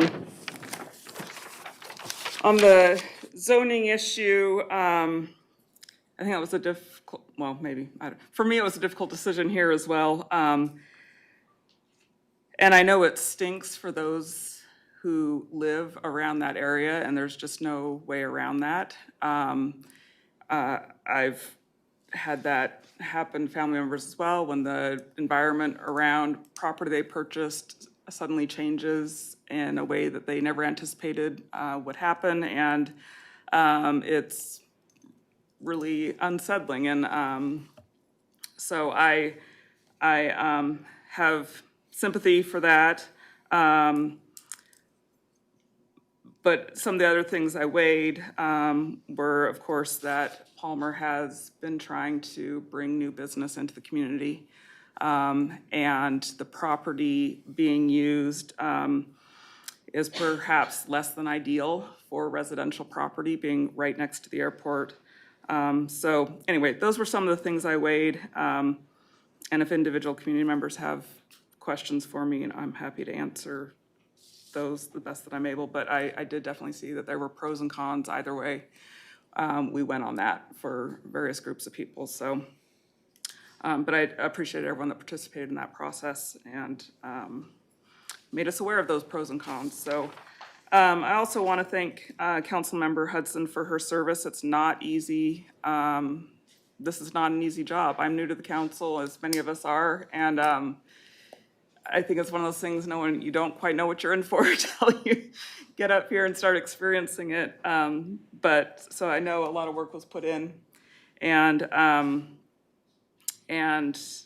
know that it must have been a difficult decision for you. I do feel, though, like I need to also say that that's not been my experience, that I am optimistic for the city of Palmer, that I feel like there's a lot of good people doing our best to work together. I mean, we all have different opinions, but working together to try and keep those things that are good about Palmer here and make changes as necessary. So I appreciate the work that everyone puts in to try and make that happen. Thank you. Deputy Mayor. Yeah, thank you, Mr. Mayor. First, I want to address the most shocking news and tell Councilmember Hudson that I'm sorry to hear about this resignation. You brought a tenacity, an intellect, and a willingness to work that's really unparalleled. And your willingness to listen to both sides of an issue and your willingness to do the work, to actually do the research and get things done. In my 3.5 years on council, it's been the best that I've seen. So I'm sorry it's come to that situation. And I do share a lot of your frustrations, and one is brought out right now, and I know we took a break, and our city manager's not here. So Yeah, like, and what's I going on? apologize for not explaining that she had a flight to catch. Oh, thank you. Yeah, I sorry. didn't know that. I should have done that earlier. Thank you, Mr. And I am online. Oh, fantastic. Oh, sorry. Thank you. Well, for the city manager and for our directors that work for the city, as I mentioned last night, and I'll mention again, we pay people very well to do a job, and they, for the most part, I think, do a solid job. Some of our directors have an extreme willingness and a background that allows them to answer questions on the fly, and they need to be able to do that. I mean, not every question can come packaged a week ahead of time. A lot of questions come up because of information you find out from testifiers, from fellow council members, and from others. So there has to be a ability to think on their feet, to be ready to roll, and I think that's something that needs to be addressed. And I'm glad to hear, City Manager Zirkle, that you're with us and that you're also catching a flight. I didn't know that ahead of time. I will say the contract for the golf course in the city of Palmer has been so incredibly beneficial to the city of Palmer.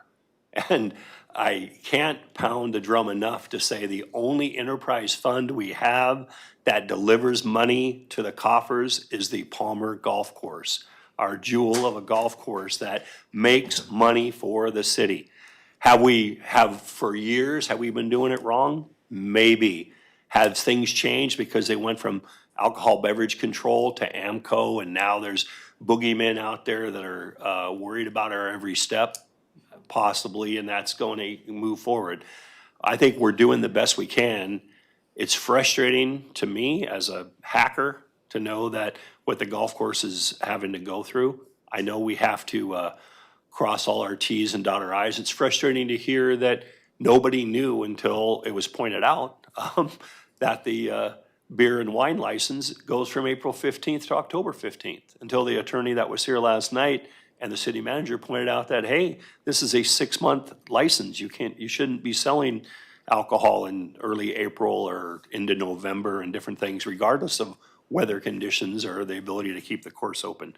So there's a lot of frustration, and I'm sure we'll put the toothpaste back in the tube somehow of having city staff or somebody be able to hand out beer and wine and make the revenue flow from that, because that is a fair percentage of revenue. It's not green fees, it's not cart rentals, but it's something. I think we have to ask, how do we get the release of obligation from the FAA? If it's happened in the past and our citizens are demanding it, asking it, bringing it forward, meeting after meeting, we need to quit saying like, oh, something like that can't exist. It does exist, it's existed in the past, and we need to figure out, how do we get the release of obligation and keep our 35-year golf course, since it's opened its doors, 36 years now, and counting planning time and building of the golf course, it goes back into the early 80s. So we need to make sure that we don't piecemeal season by season, but that we have a vision that says, how do we keep Palmer Golf Course around for my grandkids, to be quite honest. So I hope that someone will look at that release of obligation, give us some paperwork and say, here's how we make it happen, or here's how it absolutely cannot happen. I look forward to that kind of documentation, Madam City Manager, if you're online and can produce that. Thank you, a new attorney.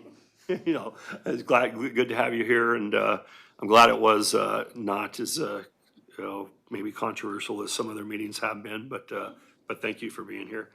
And one more thing I did want to point out, because it's on the documents that were handed out tonight. We're not changing the dates of our council meetings. So in March, if you received an agenda tonight, one of the things we try to do is set our, 3 months out in the future, so you know when we're having meetings, because sometimes for Christmas and Thanksgiving, we switch on you or switch the week, but it's the second and fourth Tuesday of every month, and so it is March 10th, 2026 and March 24th, 2026. Correct. It is correct on the website. Oh, it is, And okay, good. I was and looking it'll at this be fixed document, for I'm the like, wait a next one. second. I checked. Thank you for that, Benji.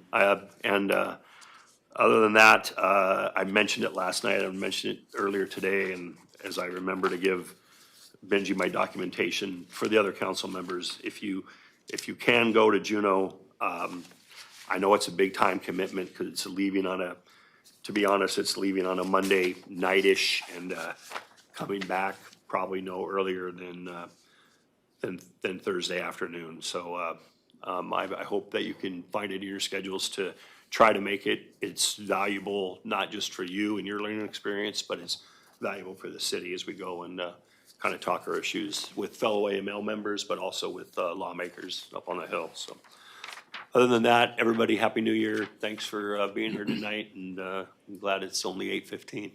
Thanks. Thank you. Ms. Leslie, welcome. You know, it's a welcome sight to finally have an attorney up here.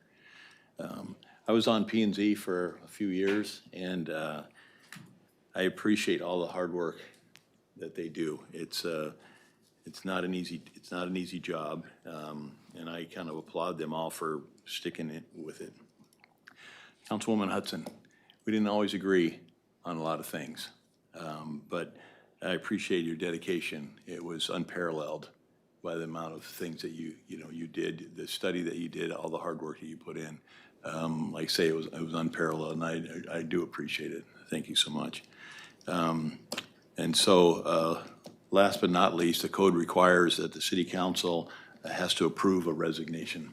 So what I'll do is we'll take a vote, yes or no. And the actual vote will be yes. Go ahead. Please call the roll. Mayor Cooper? Yes. Deputy Mayor Alcantara? No. Councilmember Carrington? Yes. Councilmember Collins? Yes. Councilmember Graham? Yes. Councilmember Mosier? Yes. It passes. All right, thank you. All right, with that, we're adjourned.